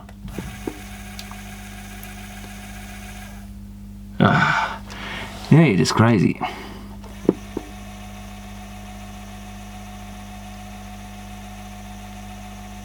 No, that was just my fingernail not doing the job properly. If I hold it with a screwdriver, it runs. So that switch has still got dicky contacts for the look of it. But it looks like mechanically, I was a bit worried I'd put something wrong in the deck, but mechanically the deck seems to be fine. It's just this switch being a bit weird still. Is that plastic a bit out of whack? Could be something to do with the plastics just pushing those contacts apart, something weird, a bit too much. I could maybe file a little bit of plastic off, could be another option. Okay, I just actually cleaned the switch by sticking that micro scrub stuff in there and basically holding both sides and squeezing on it and dragging the thing right through, so that might have helped a little bit. It was still ever so slightly tarnished, I think, Even though looking at it before, it looked like it was definitely shinier than it was because it was pitch black before. But the other thing, I just checked this lever that pushes on the switch. That seems to be plenty free there. No issues with that sticking due to bad grease by the look of it. And I guess the only other thing we still have a bit of an issue with, well, we don't have the switches fixed yet, but is that little bit down in there that the solenoid clicks and it runs. I'd have to pull the capstan back out, I think, to get to that, but I suspect that might be a bit sticky in the grease or something. Definitely spun around alright when I pressed that solenoid. But you see, unless you do have to hold this play button down, but I wouldn't have thought so. But you never know, maybe it's, without being familiar with this model, it's possible you've got to hold it a bit longer. It doesn't seem right though, you should be able to just punch it quickly and the mech takes over from there, I would have thought, but sometimes you get weird quirks in these things. Oh, we haven't got the thing in place. So we've got our rewind, sorry, we've got our play. I want to go into rewind, let's fast forward again. Well, that is expected because that's auto stop. Yeah, that's fixed it, I think. You can hear it trying to click off when I stop doing that. So that switch contacts must have been that bad that it didn't actually clean them fully the first time. So that was my fault, I probably should have gone a bit more thoroughly on it. But yeah, just obviously in rewind there wasn't quite as much pressure, or there's a slightly different angle. If I just wind that, I don't need to hold the button down. No, I'm forgetting these things latch. So that, I think, is basically working, but we've got that issue of this little piece here, and there is a crack in that plastic, which makes me wonder if that's not something to do with it. I don't think there's any real play in it or anything.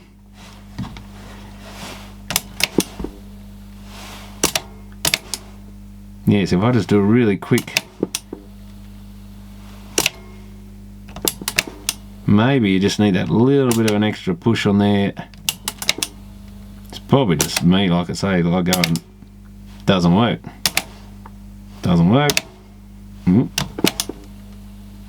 Could it just be that I'm just expecting it to be like a instant, like a modern logic controlled deck versus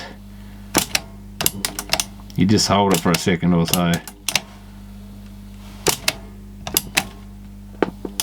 Ah, so that, oh, what happened then? It stopped, then started again. Ah, and I think there is something definitely diggy there. It seems to be getting better anyway, as I reckon it's the grease on the outside of that, possibly. It's that little, I think that little brass wheel there is actually kind of, when it's trying to turn that, maybe. As it comes round, it's kind of eccentric.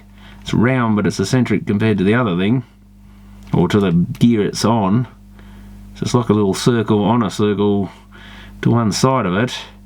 It seems to, when it, yeah, when it lifts, you can see it move backwards. As it lifts up and pushes on this brass bit, that's where the sticky spot is, I think. But there is the most pressure there too, so that's sort of not saying much probably, but let's cut the power off.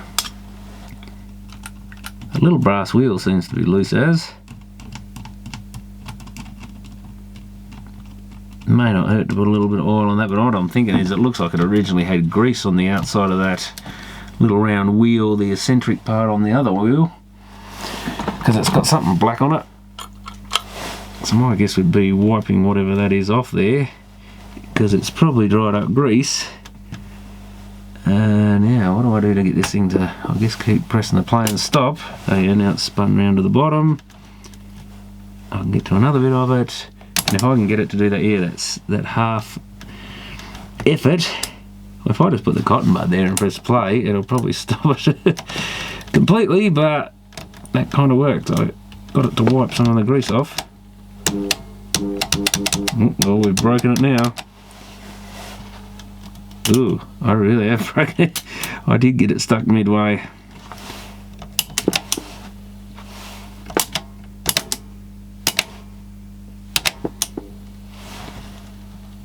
Could it be one of these other bits that's rubbing against? Either way, I'm going to put some oil, grease on that. It's got these other two pieces of metal that rub against it here. There's a black piece and a gold piece, and they've got some pretty dried up grease on them, which I'm trying to remove. So it could be anywhere, but that definitely should be lubed. There's no way that's going to enjoy just rubbing metal to plastic like that. They definitely need getting rid of. But actually, I want probably the black grease. Don't know, what am I getting? The plastic grease. I guess it doesn't really matter, but any grease has got to be better than none. And that's probably a bit too much. I don't want to get it everywhere. I just want to get it all around those bits, and maybe that little gold or brass coloured wheel. But it does worry me that the shaft that pivots on is starting to crack where it goes through, not the shaft's cracking, but the plastic that holds it is cracking, so that pin could have moved is another. It does look like it's down a bit from the surface here. I don't want to press it because it'll definitely come out then probably. But I wonder whether that's moved and could be doing something. Still didn't make it all the way. What are we rubbing on here? Uh-oh.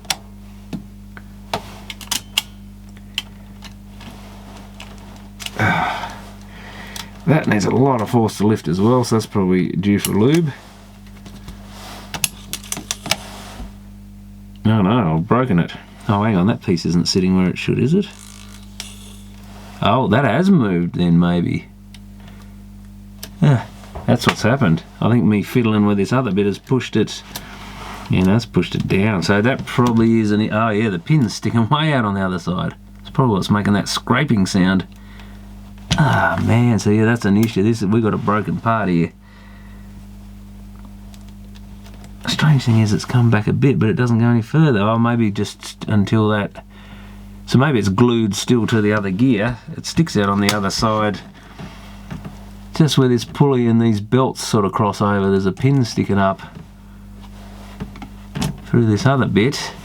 So yeah, I think that's probably part of our issue, but it doesn't help that I got that in the way probably. So I need to push. What is this silly thing? You probably got to get it in play to move that thing out of the way so that you can get it into play. That would be my bet.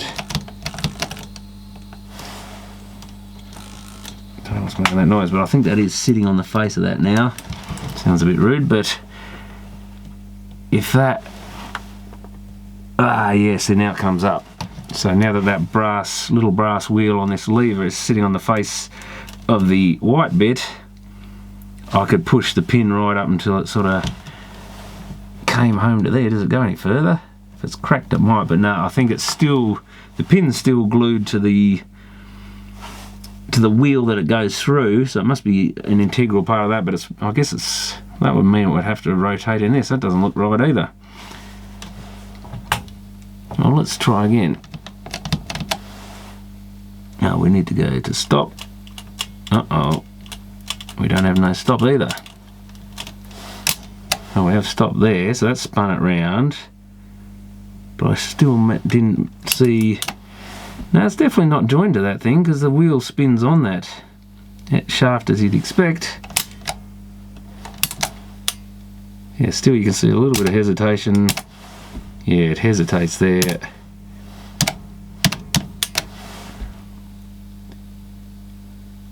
Even though we've got a nice coat of grease on it now. Yeah, I don't think it is better. I think it makes it eventually. It had a little bit of a delay, but that is actually super tight. So it could be that that definitely needs a bit of grease in there. So you've got a million things that are all sort of adding up to make everything tighter in this thing probably. The weird thing is why does... Oh, because I know why, because I haven't got that in place. That stop can't work unless that piece is down.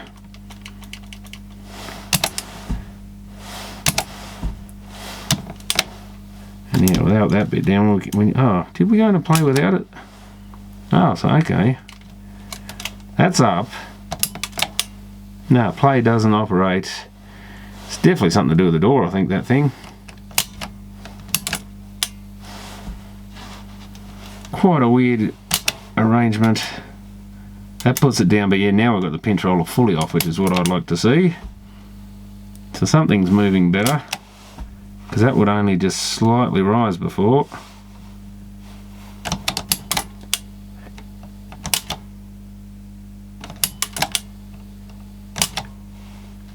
So that's part of that. No, the pinch rollers. Oh, it's part of this pause thing, I think.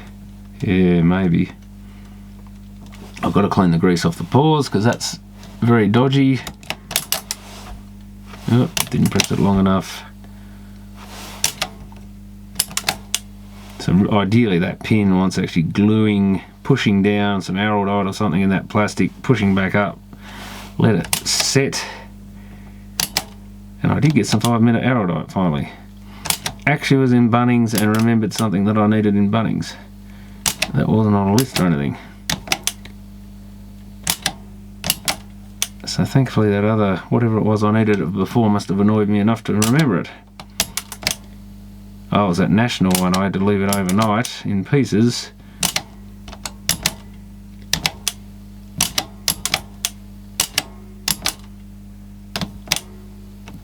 So yeah, I think we've still probably got a bit of friction. All these little pieces need lubing. That doesn't have any real, there's probably the bit up there, where anywhere where these pins come through with a little circlip on them.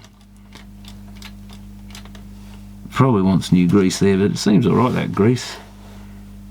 Let's scrape a bit off here. No, that's fine.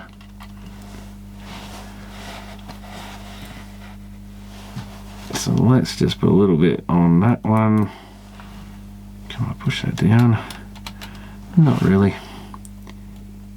I'll put a bit either side of that pin and it should work its way onto everything. Ideally you probably need to take a bit of that back off the surface. Yeah, we need to go back into play, don't we? Oh, that's not the... How do we get that? Oh, we've got to press this thing to slide it up, don't we? No. Oh, that thing. Jeez, I'll get the hang of this one day.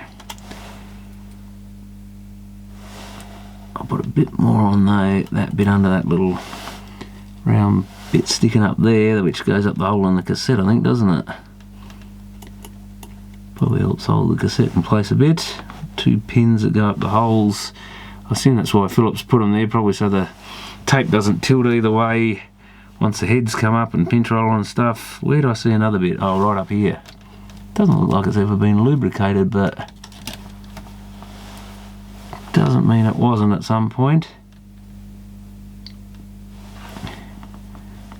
We need to press eject here and then drop it again. Eject and drop. That is super. Oh, so if I even just press that by hand, it goes into play, does it? Oh, I found out something new. That must trigger a switch or something that then makes this other bit, the solenoid, rotate. Interesting. But that's got probably the tension of that spring, I guess, and some other springs. It is hard to do by hand, so it's one of that little wheel. No wonder it's cracked, and that's probably the force of hitting this thing's helped split the plastic. But I reckon it would have been a bit easier in the factory. They can't have made it that tight. Surely. It's not going to be stuff like that. Well, that's the other pause. That's why I can't get the pause to release, because the grease, I think the grease in that bit there's...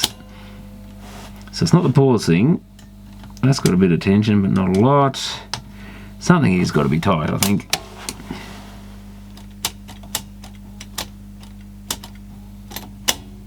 There's a lot of force needed.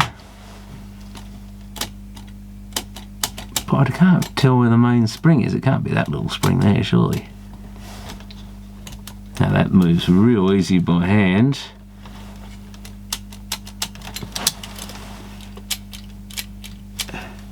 Now I know that bit's fairly free that pushes the switch.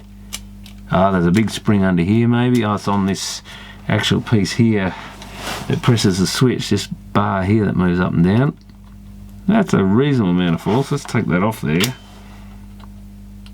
It's quite springy, but nowhere near as tight. Now I can't get the screwdriver to hold it down though, because I put grease on the screwdriver. That does add a reasonable amount of tension to it, admittedly, but it is still quite tight. But that's working against the pinch roller spring. That's probably what it is. Is it or isn't it? Or maybe not.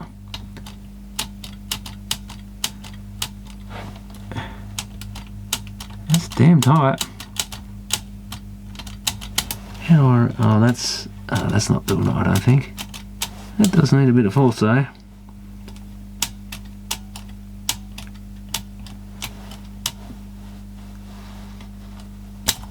That's another spring.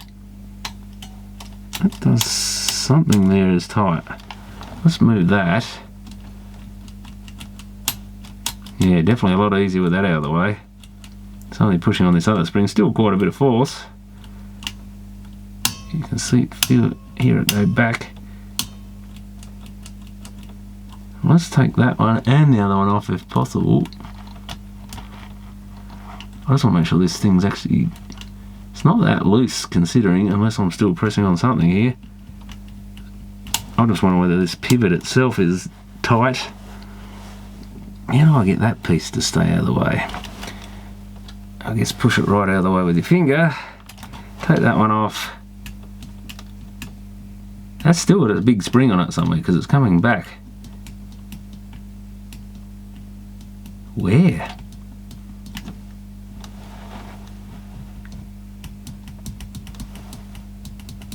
I'm pressing on something still. So maybe it's meant to have a high tension spring on it. There's no one thing causing all the tension.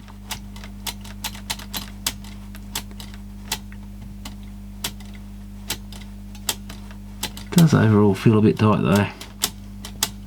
Sure, they wouldn't have that much. There's something underneath moving. Oh damn, this thing hasn't come back either. There it goes.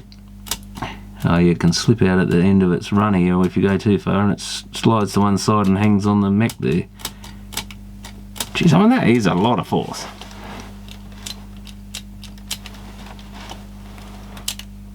The problem is I can't readily remove this thing to see what it's pressing on. It's like it's got a big spring on it somewhere.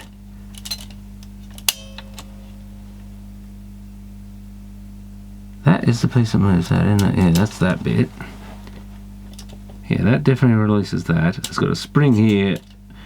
Oh, is it just that pulling it? I don't think so, because it's coming opposite to that spring. Oh, you know, that spring's not hooked to it. I thought it was for a minute. It goes... Oh, what does it go into? Is there another pin that end? Well, I don't think I'll spend too much time on this thing, but it always intrigues me whether that pin is bent because it's got so much force to contend with pushing this bit up. Of course, I can't see what's under that gold bit there, whether it's pressing on something.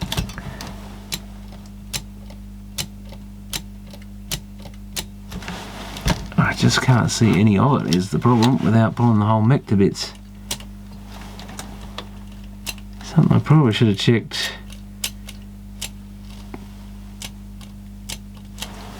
That's that piece. We've disconnected that. No better. I don't think it presses on anything else.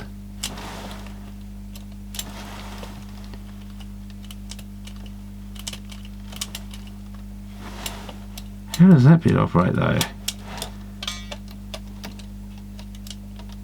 Oh, there's a good question. So somehow it's getting up to this piece, so there must be another lever under there. A pivoting thing or something.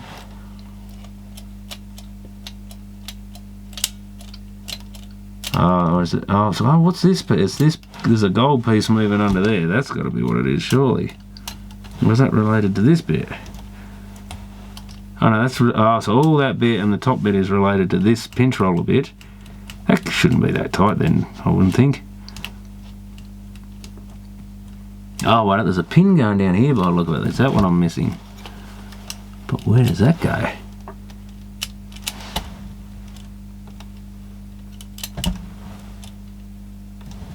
There's definitely a pin that moves around in there, but is it pushing on anything?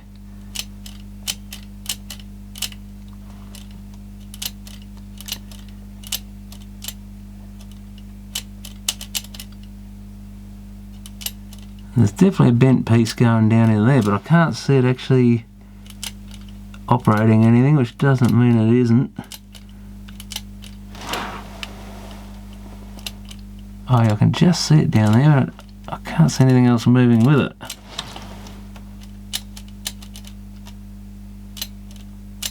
I doubt it's that tight. Could be. Only other option is put a little bit of grease there and see if it makes any difference without getting right into that pin. I'm tempted to put some oil in there, but then there's a risk it'll drip on idlers and stuff, and I don't want to risk getting oil on rubber parts that you can't easily replace.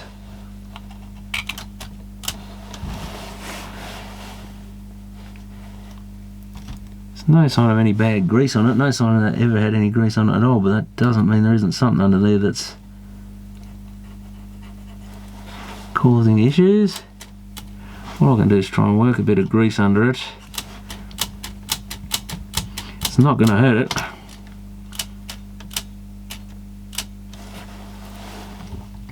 Yeah, or it could be slightly bent and scraping on the chassis, because it looks like it's hitting it a little bit there.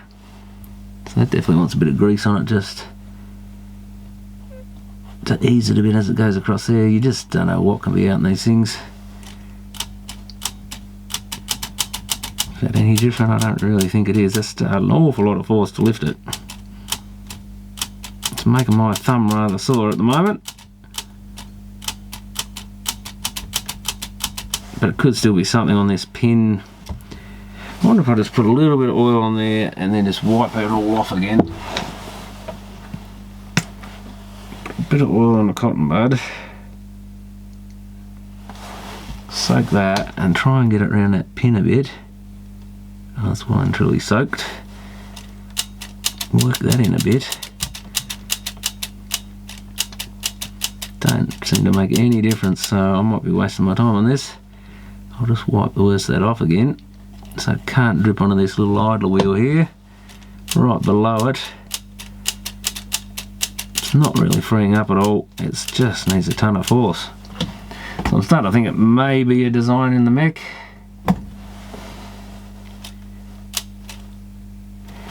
Oil showing again, let's try and get rid of that. I should maybe spread a bit more around a bit, and then I'll wipe it all off.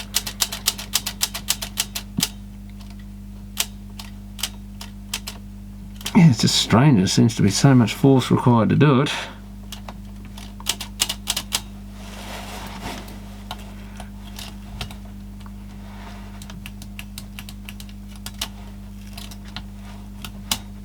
I'll move. Let's see if I can get that bit out of the way. You need 5 hands to do these things. It might be a little freer, I think, but not a lot. Still, there's a big spring. Something brings it back into place. So there's got to be a spring there somewhere under the mech. It must be this pin going down, I reckon, but there's no spring there, is there? Very weird. Really annoying when you can't see where the spring is. But I think that's freed up a bit, so it certainly won't hurt. Every little bit of force you can take off it is good for it. And we want to get rid of that grease over there a bit. Just want it on the bit where it's got to run and nowhere else. And there's some greasy... oh, what it was this? I was going to check that. Yeah, grease is still okay on whatever that is. Oh, and the pores. Let's get rid of that cotton bud. I need to clean this bit. At the top of the pores there's a little thing that swings side to side. Yeah, you can see it doesn't want to swing at all.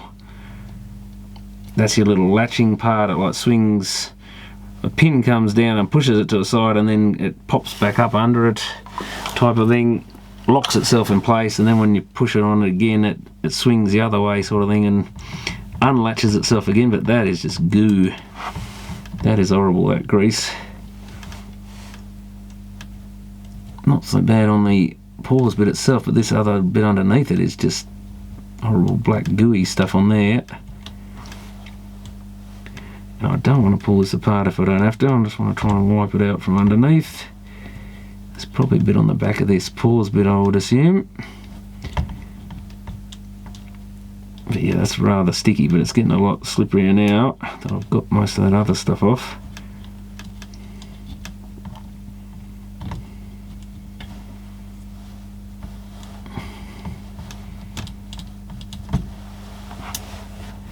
Let's just try it like that. That'll probably fix it alone. I'm just going by this idler. It's still... Problem is it doesn't do that twang bit. Oh, there's more grease under there. I wonder if that's the issue. Grease is alright, I think. I assumed it was just... Oh, actually, I haven't put grease back on it, so it might still be a bit sticky. Yeah, it should... So it goes down a little path and then back up, hooks onto that thing, and then when you press it again, it should... Oh, that's what it is. It's not... That bit isn't swinging across enough.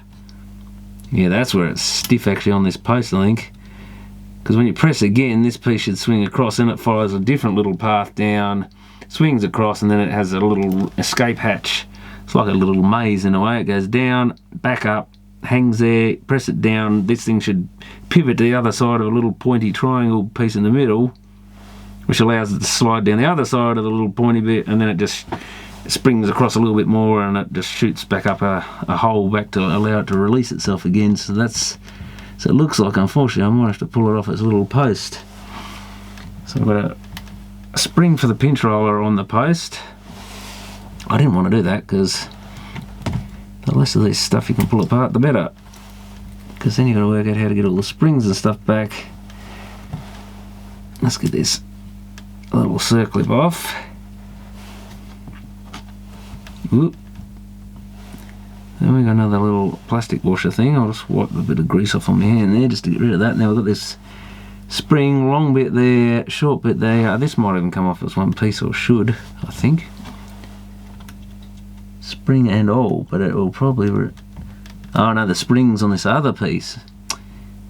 You had to be difficult. Okay, I'm going to release the other end of the spring because it's glued onto the other bit and holding it so it doesn't shoot across the room or something crazy. Even though it's glued, I bet you it would still go flying if it could.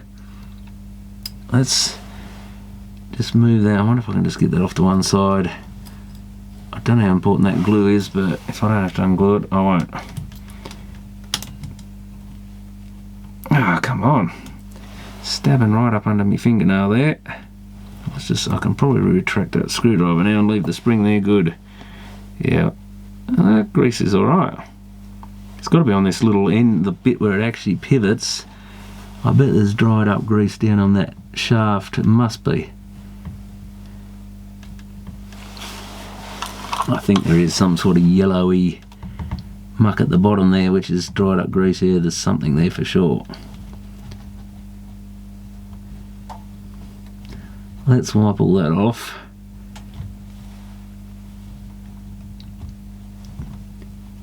And re-lube it and try again. And that thing I can now get to. Oh yeah, that's still got some muck on it too, so I didn't clean that as well as I should.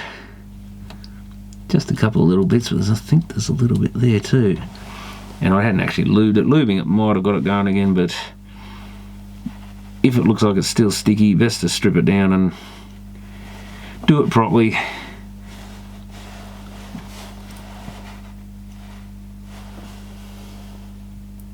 So I'll put some more grease on that bit, especially down the bottom there where the little plate sits. And we need grease on the face and this round bit.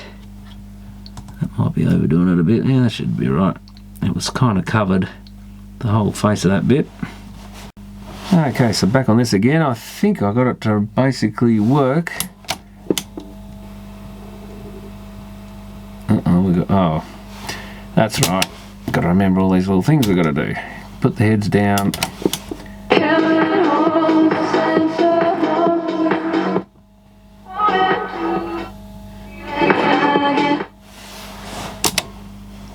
And I think we got, oh, that's the stop eject one, isn't it? Fast forward.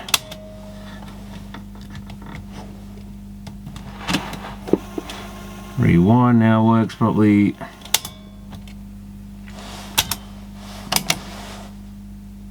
Uh-oh. Oh, that's right, I've got to hold that a little longer, haven't I? Pause.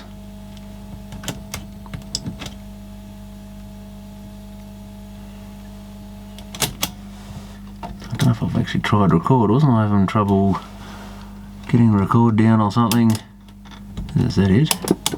Ooh, that might be the record mode. It's doing something. How do I stop it?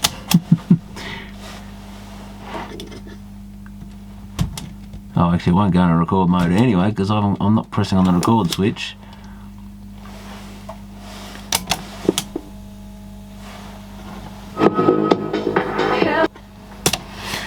The other weird thing is this little clock, I left it running with the battery in there and it stopped running. Doesn't seem to come up with anything on the LCD display anymore, which is strange. But it hasn't flattened the battery or anything, so I don't know what happened there. I think this thing is largely ready to go back together. Did I clean that idler there? I don't think I did, so I'll just give that rubber wheel a quick clean.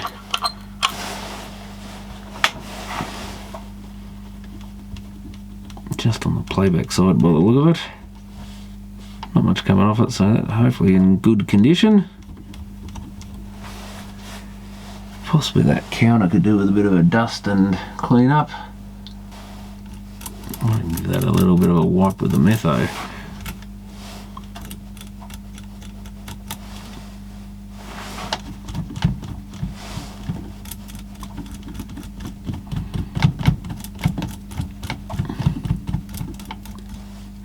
Certainly picking up some dust and muck. Yeah, it's not too bad. And the other thing I have to fix is the buttons. Now, let's get rid of these speakers. Get the front out of the way. And I still don't know for sure if this thing is activated by the door or what the story is, but I guess I have to hope that it is.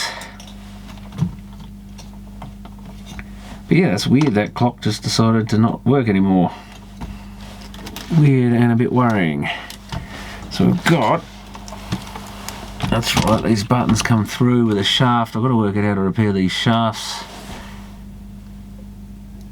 And I'm thinking of something like gluing some bit of metal in there or drilling it out. And screwing something in there. Because originally it looks like the plastic pushed up into there, into that brass, so in theory we should be able to screw something into that brass, but I don't know if I have to remove that bit of plastic or drill it out or probably something like that. Not sure if it matters which one of these goes where, and really these probably want drilling out, a hole drilling through them. I mean, you could probably just glue them on, but how long is that going to last? It's got a little bit on that one. Most of them I don't think have much of a shaft on them. It's got a little bit of glue in there, but it's got this spring pushing up. It's not a particularly powerful spring. Just aerodynamic would probably work, but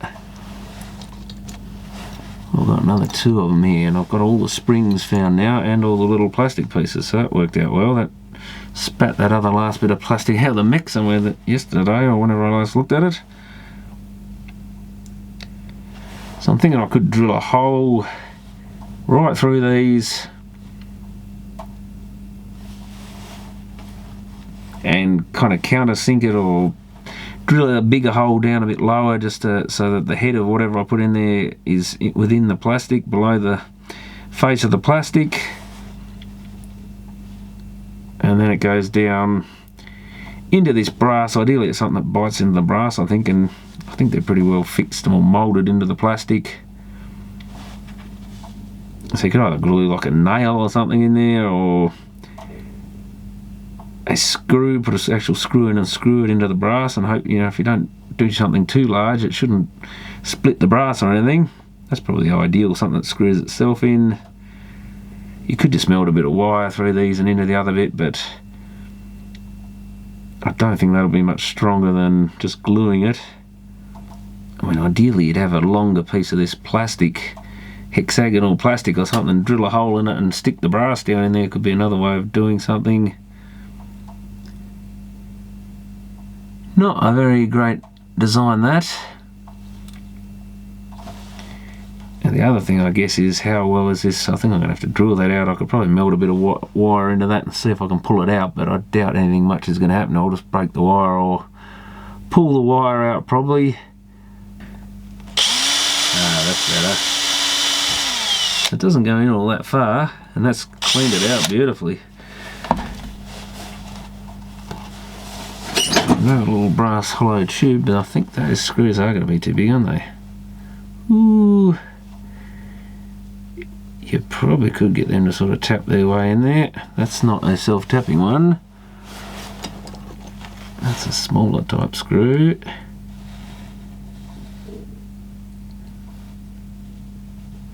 Even that's biting the sides.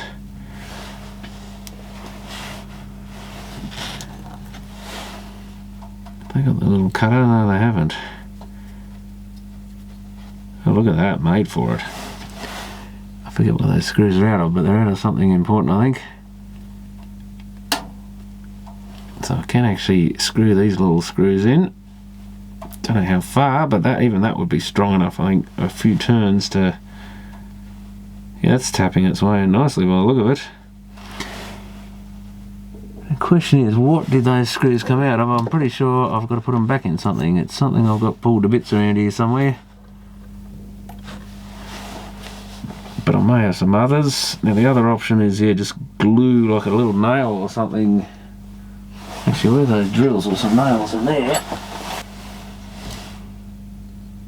That's too big, damn. I could actually drill them out a bit bigger, I guess, with that other drill, but... A bit of fencing wire. Ooh, that's about the exact size, I think. Or is it a little large? It is a bit bent, which doesn't help. So that fencing wire goes down there, but the problem is it doesn't have like a bullet head or something to hold the plastic bit on. But you could just drill a hole in the plastic, I guess, and glue the two in there. But ideally, if I get something that diameter with a head on it of some sort, I would have sworn those nails are the same size. Oh, here's another one. Interesting. Maybe I need to push them in better. Or is the actual head bit larger? There's no way that's bigger than that wire, surely. Looks identical, and yet that bit won't go in. So I wonder what happens if I cut the end off. Well, hopefully that didn't spread it out anymore. Oh, look at that. So that end on those nails is definitely larger diameter. Yeah, so it seems to go in now with the head, the pointy end cut off it. So they're obviously larger when they're formed. Oh, that's made for it. I think I've got a whole packet of these nails I was using for skirting and stuff, architraves and stuff, so that should, if I make them shorter, I think if I just make that, the head's nearly as thick as the plastic is the only hassle. If it sticks out a little bit, it might not matter. Or the other option is just file that head down. Which, you know, a bit annoying now that you've cut it shorter, but if I put that in the vise, I should be able to file that down. So that's less of a head. Yeah, that's more like half the thickness of the plastic. And I can always take more off. Then we've got to come, how deep can I go in this thing? Quite deep it seems. So if we go plastic thickness, when really into those little bits of metal, what are those marks, or is that where I put it in the vise? I think a lot of nails have that. Yeah, they do have the marks on the side of them. Whatever they were, maybe that's part of the machine that formed them. So if I go to the end of those little ridges, bolt cutters here, so we just get a nice big pair of bolt cutters in there and snip it off. Making sure the bit that comes off doesn't go near any electronica gear or inside our boombox. It doesn't shoot it off anyway. So there we have it. Possibly the perfect fix for this sort of thing. Compliments of your local Bunnings, of all places. And that's probably about the depth it's going to have to go to. Oh, near perfect.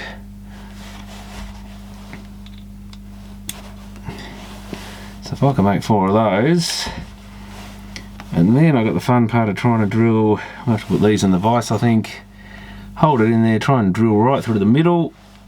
Doesn't really matter though, I guess with these they're not rotating or anything, so the middle doesn't even matter, to be honest. But as close as I can get with a small drill. And then I'll hollow it out a bit more with one of these larger drills. I'm not sure if they're even big enough here. They're probably ideal. Oh, let's try it. So I've done that. I'm actually thinking a nail with a, or screw with a head around the diameter of these things, I guess would actually do the job as well, rather than messing around with these plastic bits. Kind of keeps it original is what I like about them, but I'm not sure I'm that wedded to it being original. Is that going to squeeze down there, or is that other drill not quite big enough? Don't think it's quite big enough for the head, but you get the idea. Don't think I drilled that quite central or quite straight. Well, that might be the way the head's hitting its little hole, or what's meant to be its little hole, but I don't think it really matters that much. Well, we can tap it in there, can't we? Well, the only problem is, can I get it back out again? Well, that gives you the idea. So we hold that on with that. I'll just make sure I drill it so that head of the nail fits right into the plastic. But yeah, the other option would be a nail. I don't think I've got any nails of that diameter with larger heads on them, but you can get them. Or yeah, something, these aren't quite as big a head as I would like, but even they would almost do the job probably, just with a flat head like that. It'd be about the right diameter. Of course it's got the original end on it, but I'll sacrifice one of these for science.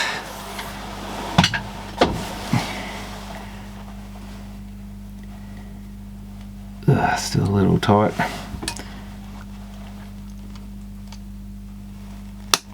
Probably ideally wants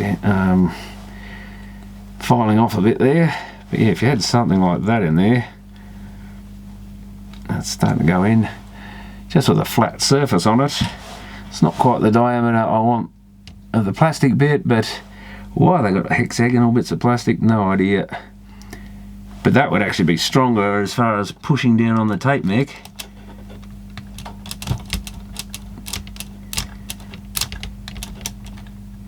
I guess the only thing, one flaw I can see with that is there's nothing to stop that sliding further up, even if you glue it. At least you make it so long it butts onto something in there if there is another end to that hollow bit, at least with something around it. You could put a couple of washers under it or something, I guess. At least with something around it though, it can't push any further in when you push down on the deck. So this is kind of the best of both worlds, I think. Once it's in there, there's no way it can push any further in, whereas that nail, if it's just a shaft with the head on it, there is that risk. I certainly drill that out alright, but it's obviously not quite the right diameter of that drill. I guess I can go even a bit bigger, does it matter? I don't think it does. Now that's got to work. Oh yeah, perfect, slots in perfect, it's flush. That can be driven right home. You could probably almost, to be honest, just get away with poking it in there. So a little lopsided is the only failing there. How dare I risk moving a bit of brittle plastic? Well, it seems to have actually moved it. It's a bit flattened out. To be honest, I'm not sure that even needs gluing. Although the only problem is I've got to get it through the hole before I do it. One thing I must remember.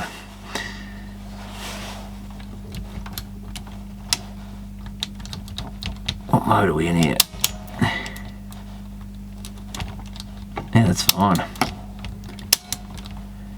Now, unless it catches on something here, which it shouldn't, of course, we might have to rotate that if it's a bit off center to make sure it doesn't. Then nothing's ever going to pull that out again. It's only this, well, I guess there is this upward spring pressure, but these are pretty weak springs. They barely do anything. I'd say the friction's way better, but I think way more, I should say. So it's kind of a question of, do I glue it I might just, yeah, small amount of araldite shouldn't matter in there. You could even use a contact adhesive or something just to... The spring is very weak.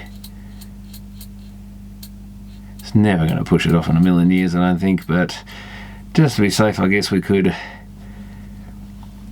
put a little bit of glue in there. I think I'll just put a small amount, even something like that. Thread locker stuff for nuts and stuff, what is it, Loctite or whatever, that sort of thing would probably do, just a small amount. Even a bit of varnish or fingernail polish or something like that would probably work. But I think we'll put just a small amount of araldite in there. So that's my next little project. I'll get in and repair all these switches. Now I better make sure I put the right one in the right hole, but I don't seem to have a top here anymore with a label on it. Got all our labels. Could almost set that back in place just to be sure. But does the record have that red dot? Oh, I guess it can only go in one way by the feel of it. There. Put the spring on. Try and keep that in place while we pop it into the hole. Yeah, that's trying to escape.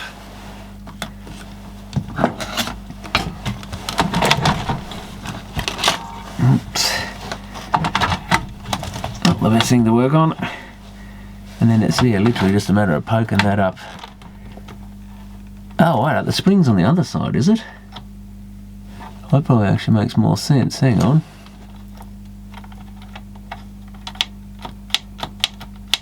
That's weird. The spring pulls the button down, does it? Well, just as well I've got some other ones to look at, or I probably would have done them all the wrong way around.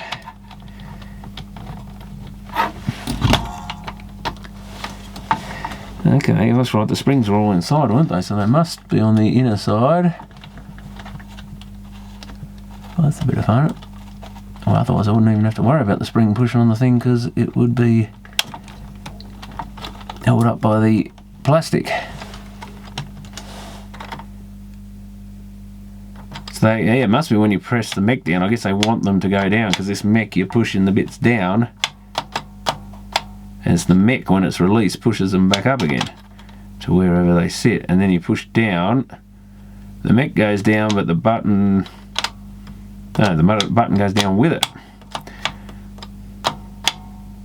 So I guess, well, of course, like any deck, you want to know what the main indicator of what function you're doing is often just which button is pressed. They're the ones that bounce back. These do the opposite. These suck down. Well, no wonder I'm confused. So I'll just spend a bit of time doing all that, and then I guess the next thing is I can probably put the mech back in. Then I've got to work out why did this clock stop showing any display. It's rather weird. I don't know if it's something to do with the buttons on it. That switch stops everything else working, but it doesn't bring the clock up now, so maybe there's something I'm missing. So I'll get back to you when I've got all those in place. Yeah, so we've got no clock running here. I've got the mechanism back in, and it's not an easy job to get it in.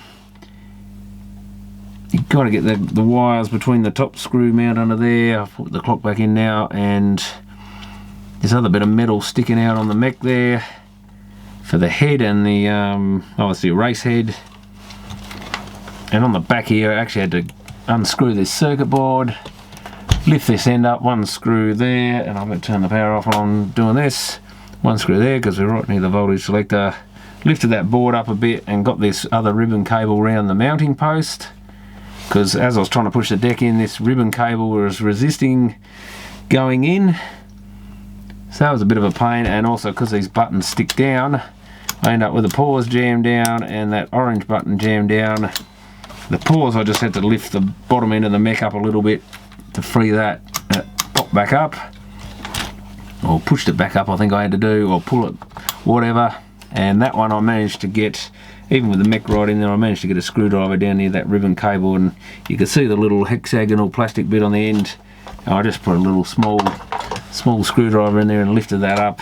That got that back in place without breaking anything or anything terrible. And yeah, it's just a very tight fit to try and get that back in. And then I'll put the clock back in. I'm trying to get this clock to work, and it just does not seem to want to do anything anymore. And I think I've got that on, fiddling around or not. Maybe, is that on or off? Oh, that's off. Uh-oh. Now we haven't got anything. I've had this problem before. It intermittently doesn't work. Oh no, there it is, it's back again. It's that power plug, I think. And I'll just check, we've got 1.5 volt from the battery, comes up this 3 wire here into that little plug. You then got your wiring harness to your clock up through there.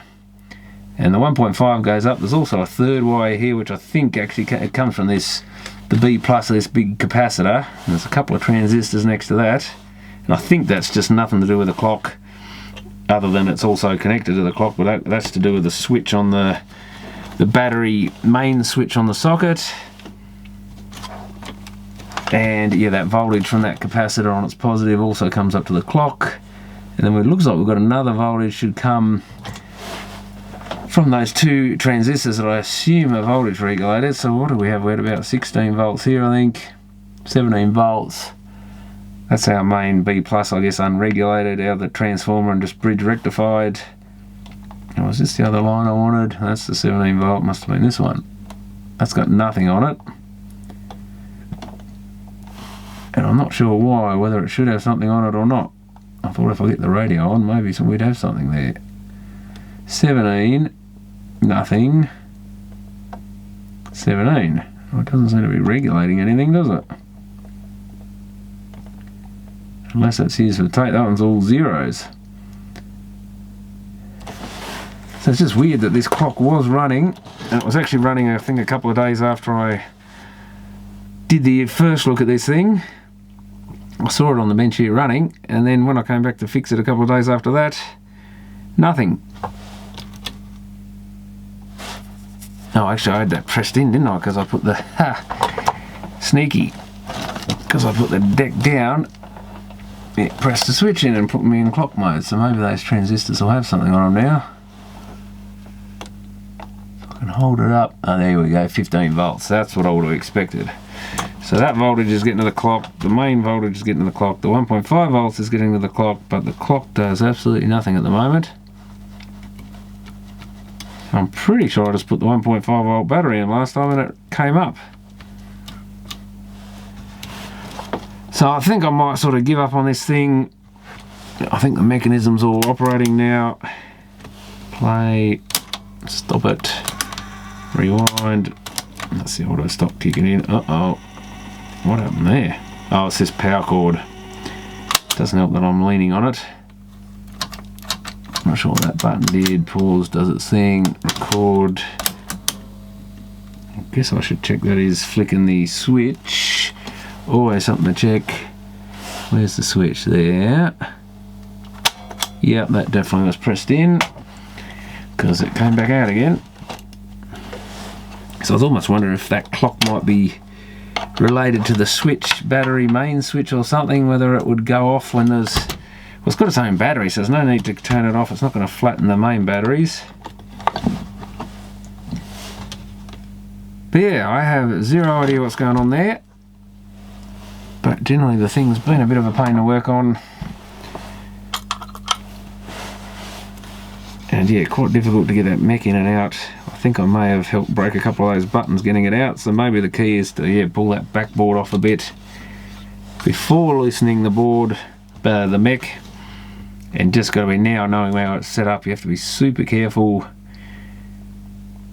getting that out. Make sure you don't break any more buttons. I know definitely those two, well, they were already loose. I vaguely remember that when I got it, I did something with it and they fell out.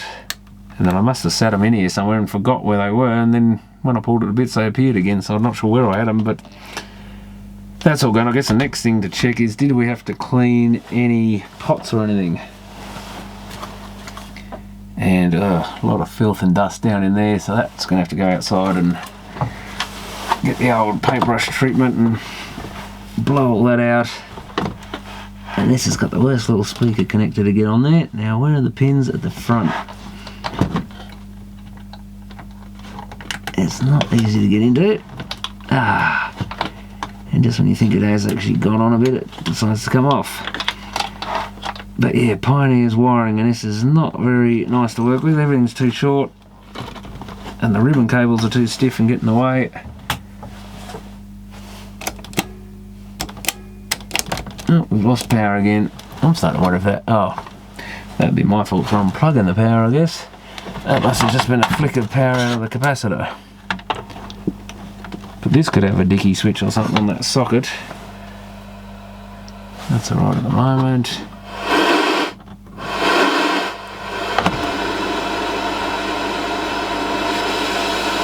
Oh, that's definitely diggy.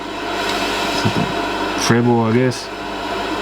What is the last one? Is that balance or something? Mixing level. Well, that's not something you see on every boombox. But being a Pioneer, I guess I wanted to make it a little bit special.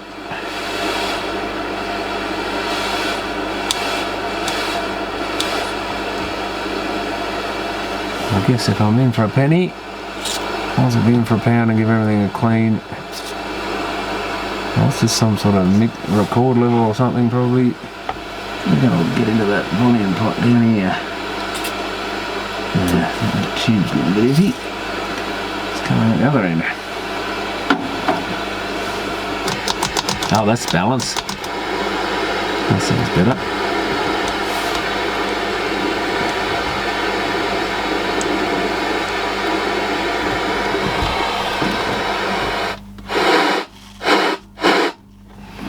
Okay, I guess I should have really done the record playback switch as well. If I want to get this thing working 100%. And I guess I better, before I do any more, let's just check the tape has sound and that sort of thing. We know the radio does, so I guess we should see if we can tune something.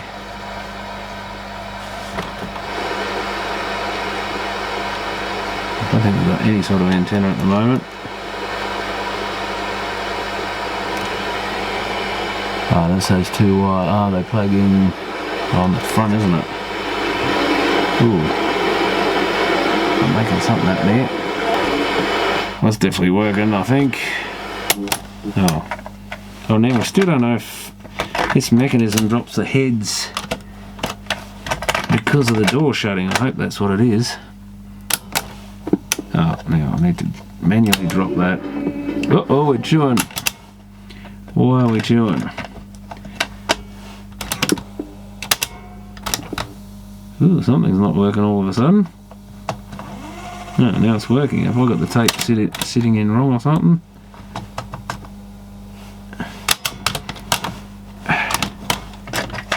Yeah, that's weird. It was all running fine. That's fine. That's fine. That's fine. Oh, it's got to be something to do with the tape, doesn't it? Tape's free. Put the heads in. Fine. Fine now. And fine. Guess I should really check the speed on that, but it does sound a little slow possibly. It's can I hook into the headphones, or I guess onto the speakers even while they're out in the open? Does it have a headphone socket? Must have one somewhere. It's got every other thing on here. External mic, external speakers, our phones, 3.5 to RCA. I couldn't remember if I had one, but I do. Helps if I plug it on the right plug in this stereo lead. External speaker, 1, 2, 3. I don't know what that switch does, but let's try playing that. Oh, that is low, 923 hertz. And we've got a bit of wowie. It's almost chewing again, you mongrel. Why are you doing that?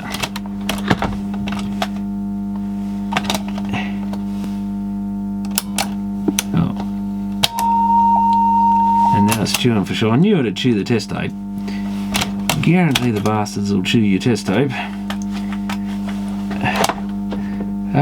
Let's get rid of this. Well, I can't tell if it's running, can I?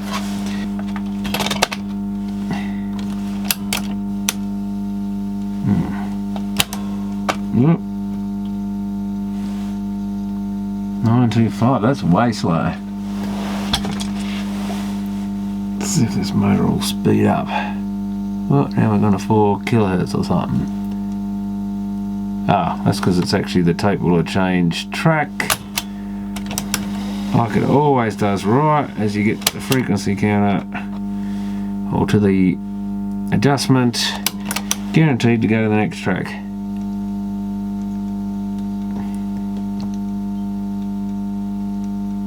Well, that didn't do anything. Oh, I can hear something going a lot faster. Oh yeah, it sounded like it just jumped up to 990 hertz. So I wonder if it had a bit of a dead spot on the trim pot or something. That's 1 kilohertz. That was a sudden speed change. Ah, you can't have gone to the next track already. Rewind's not working out. There's something iffy going on here.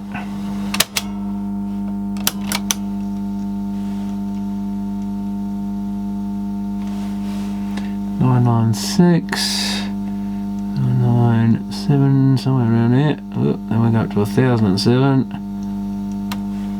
Stay there, it was 1000. Oh yes, 999. That'll be close enough. 1000. Yeah, I thought that music might have been sounding a little bit slow. So I reckon that motor had just had a bit of a dead spot or something. So it pays to check it. Now, I think I can finally put this. Oh, I haven't even given the heads a clean, have I? Can't remember if I did or not, but I should give the capstan a clean since I've been putting oil around there.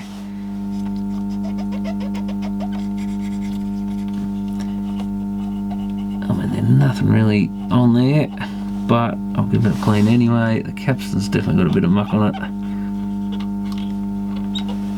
And yeah, a little yellow-ish stuff coming off here and there. Give the pinch roller a clean.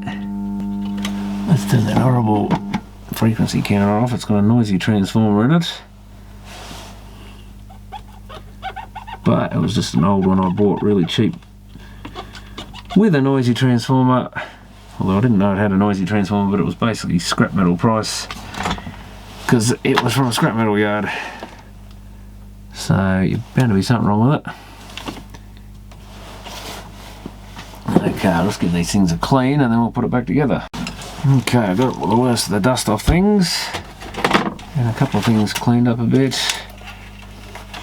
I can't remember what order this thing went back together, but I assume since this bit has to plug in that it goes on first.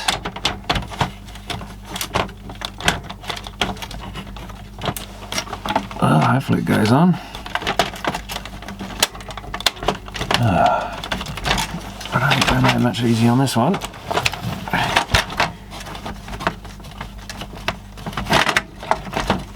Come on.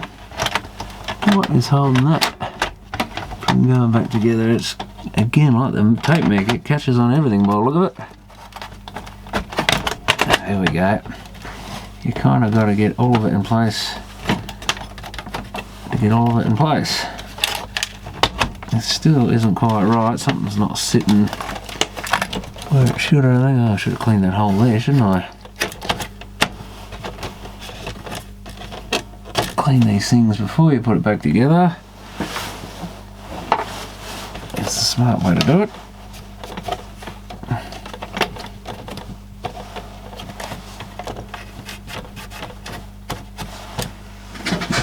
And there's still dust in there. But that's going to have to do, I think. Did this drop in the end, or is it still sitting high? Well, the screw holes line up, I think, so that's all that matters. Battery ribbon thing there to pull the batteries out. So I should be able to plug these two, except one of them's disappeared, two little radio wires in. I think they were from the antenna or something.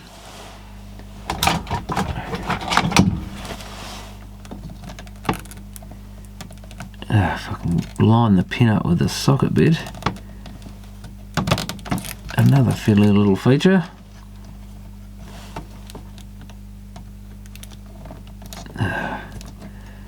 It doesn't have a side on the thing, so how am I supposed to get it to stay in there? That's it. I assume that just goes like that.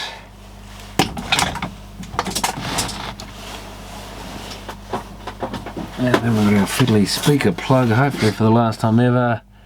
These grills are a bit rusted and a bit rough.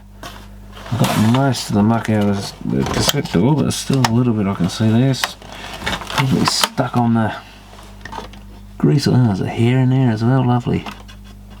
Yeah, there's fluff on that. Is that all it was? There's a little bit of dust down there I haven't got. But now's the time to clean it if you're ever going to clean it. So hopefully speakers just go in and this sort of fits over that way, I guess.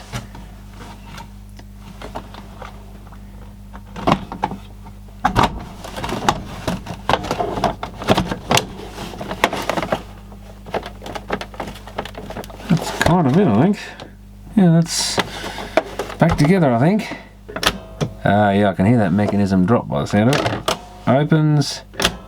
What a weird design. Well, you got to give it to them for being a bit innovative, if nothing else. But I would have preferred if it was still working and I didn't actually have to pull it to bits to find that out. Now, I've got some big long screws here.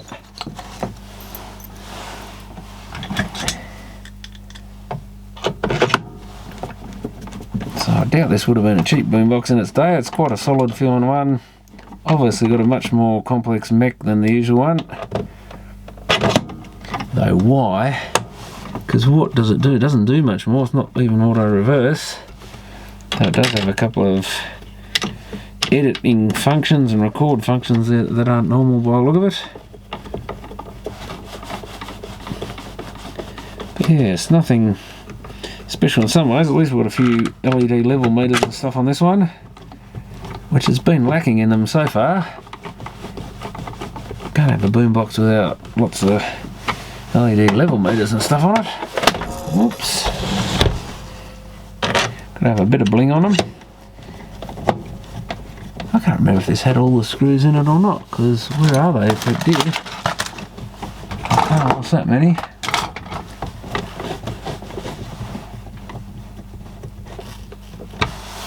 The problem with a lot of these boomboxes is they use these special long screws, and unless you've got more boomboxes to scrap for parts, they're very hard to get these days.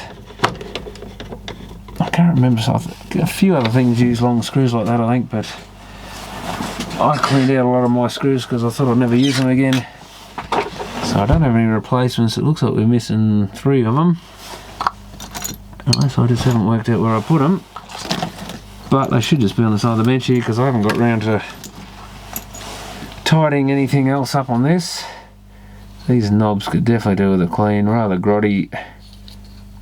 Now that's how they differ. Oh yeah, one's a spline for the tuning, and obviously doesn't have any markings on it. This has got a great big arrow on it, and it's got the D-type shaft. I think it goes that way, yep.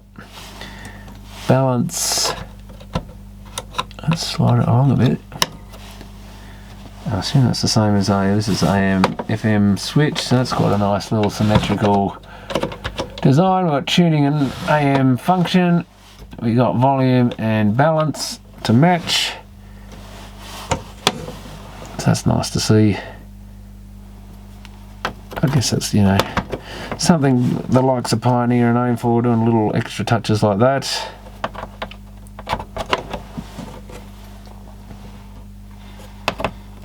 That's all the knobs back on. Set the balance and treble to middle, I guess. Oh, sorry, bass and treble. And yeah, we are missing a bit of aluminium around here, so I've got a bit of gluey stuff there and a couple of screws you can see. Not the prettiest, but this does have a little bit of damage to the front. It looks like actual rust on the grill, more rust, one scratch mark. Ideally this would probably have the grills resprayed. It's kind of more of a champagne-y gold colour to this thing, I think. Or parts of it are.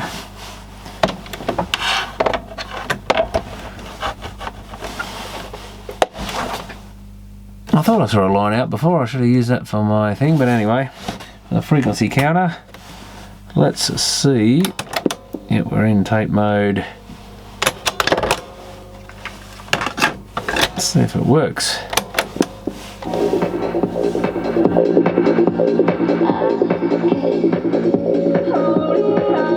Yeah, that's that tape that actually has the slightly sped up version of that song, which is what confused me with the Mitsubishi. I thought it was actually running fast, but the other deck was running slow, so this track should sound fast.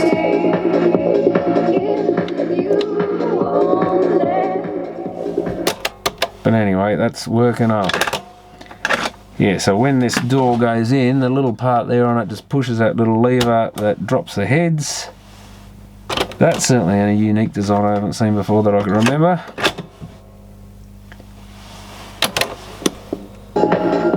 I'm actually pressing that fairly quick and it's managing to go, so maybe that mechanism is loosening up, or maybe I'm pressing slightly longer than I did.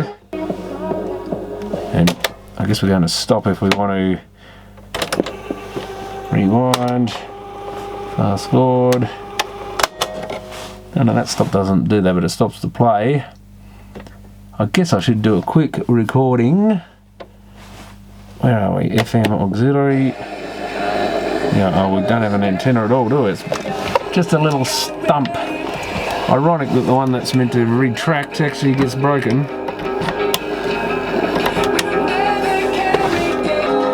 Few pretty lights here, stereo light.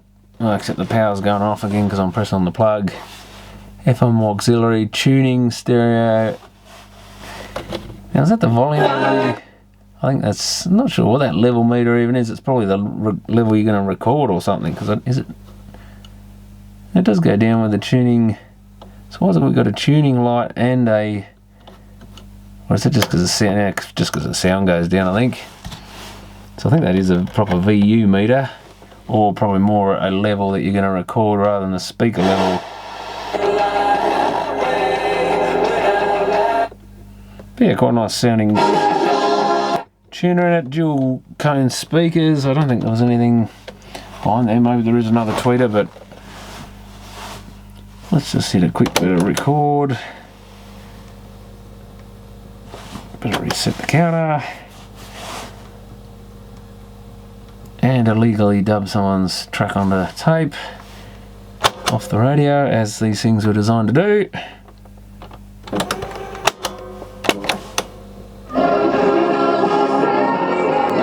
Doesn't sound the best, I must admit. So I think I'm still going to go and buy a copy of that song. Doesn't help that the FM's dropping in and out a bit, but so it's one touch record. We've got an editor. So I wonder if that probably mutes it or something. Oh.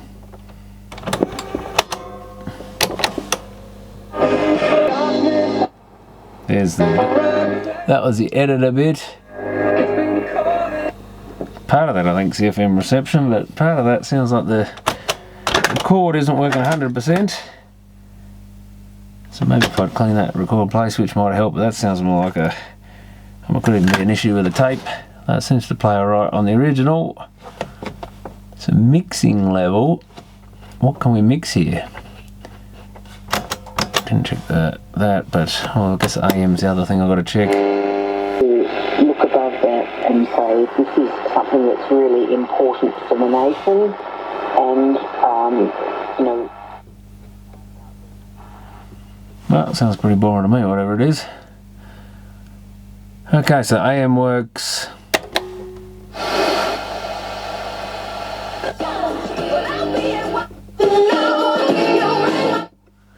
FM works, tape works, it records, I don't think 100%, but we've got the speed back up, so that was, what was it, 900, not 920 or something hertz. As soon as I touched that trim pot and tweaked it a little bit, she shot up to near the 1000, so I'd say that had a bit of a dead spot or something, high resistance spot in that motor. But generally it's working now. Not my favourite thing to work on. Oh, and the clock is the only other hassle. Is I've taken the battery out now. Oh, that's the set button. We'll try now that it hasn't had power on it for a while, see if anything happens. No, doesn't look like the clock wants to work anymore either, which is a bit of an odd one.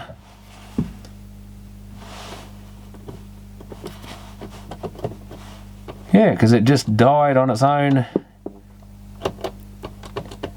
in the middle of the night, as far as I know. Well, it could have been the middle of the day if I wasn't around, but yeah, very weird. But I'm not going to worry about the clock. At least this thing, I know what's going on with it. It's been certainly an interesting one to work on. It's got a crack in the radio dial, so that's a bit annoying. Needs a bit of a clean up. At least this one has a few nice LEDs on it, which is a bit more interesting than just looking at bland plastic. But anyway, thanks for watching.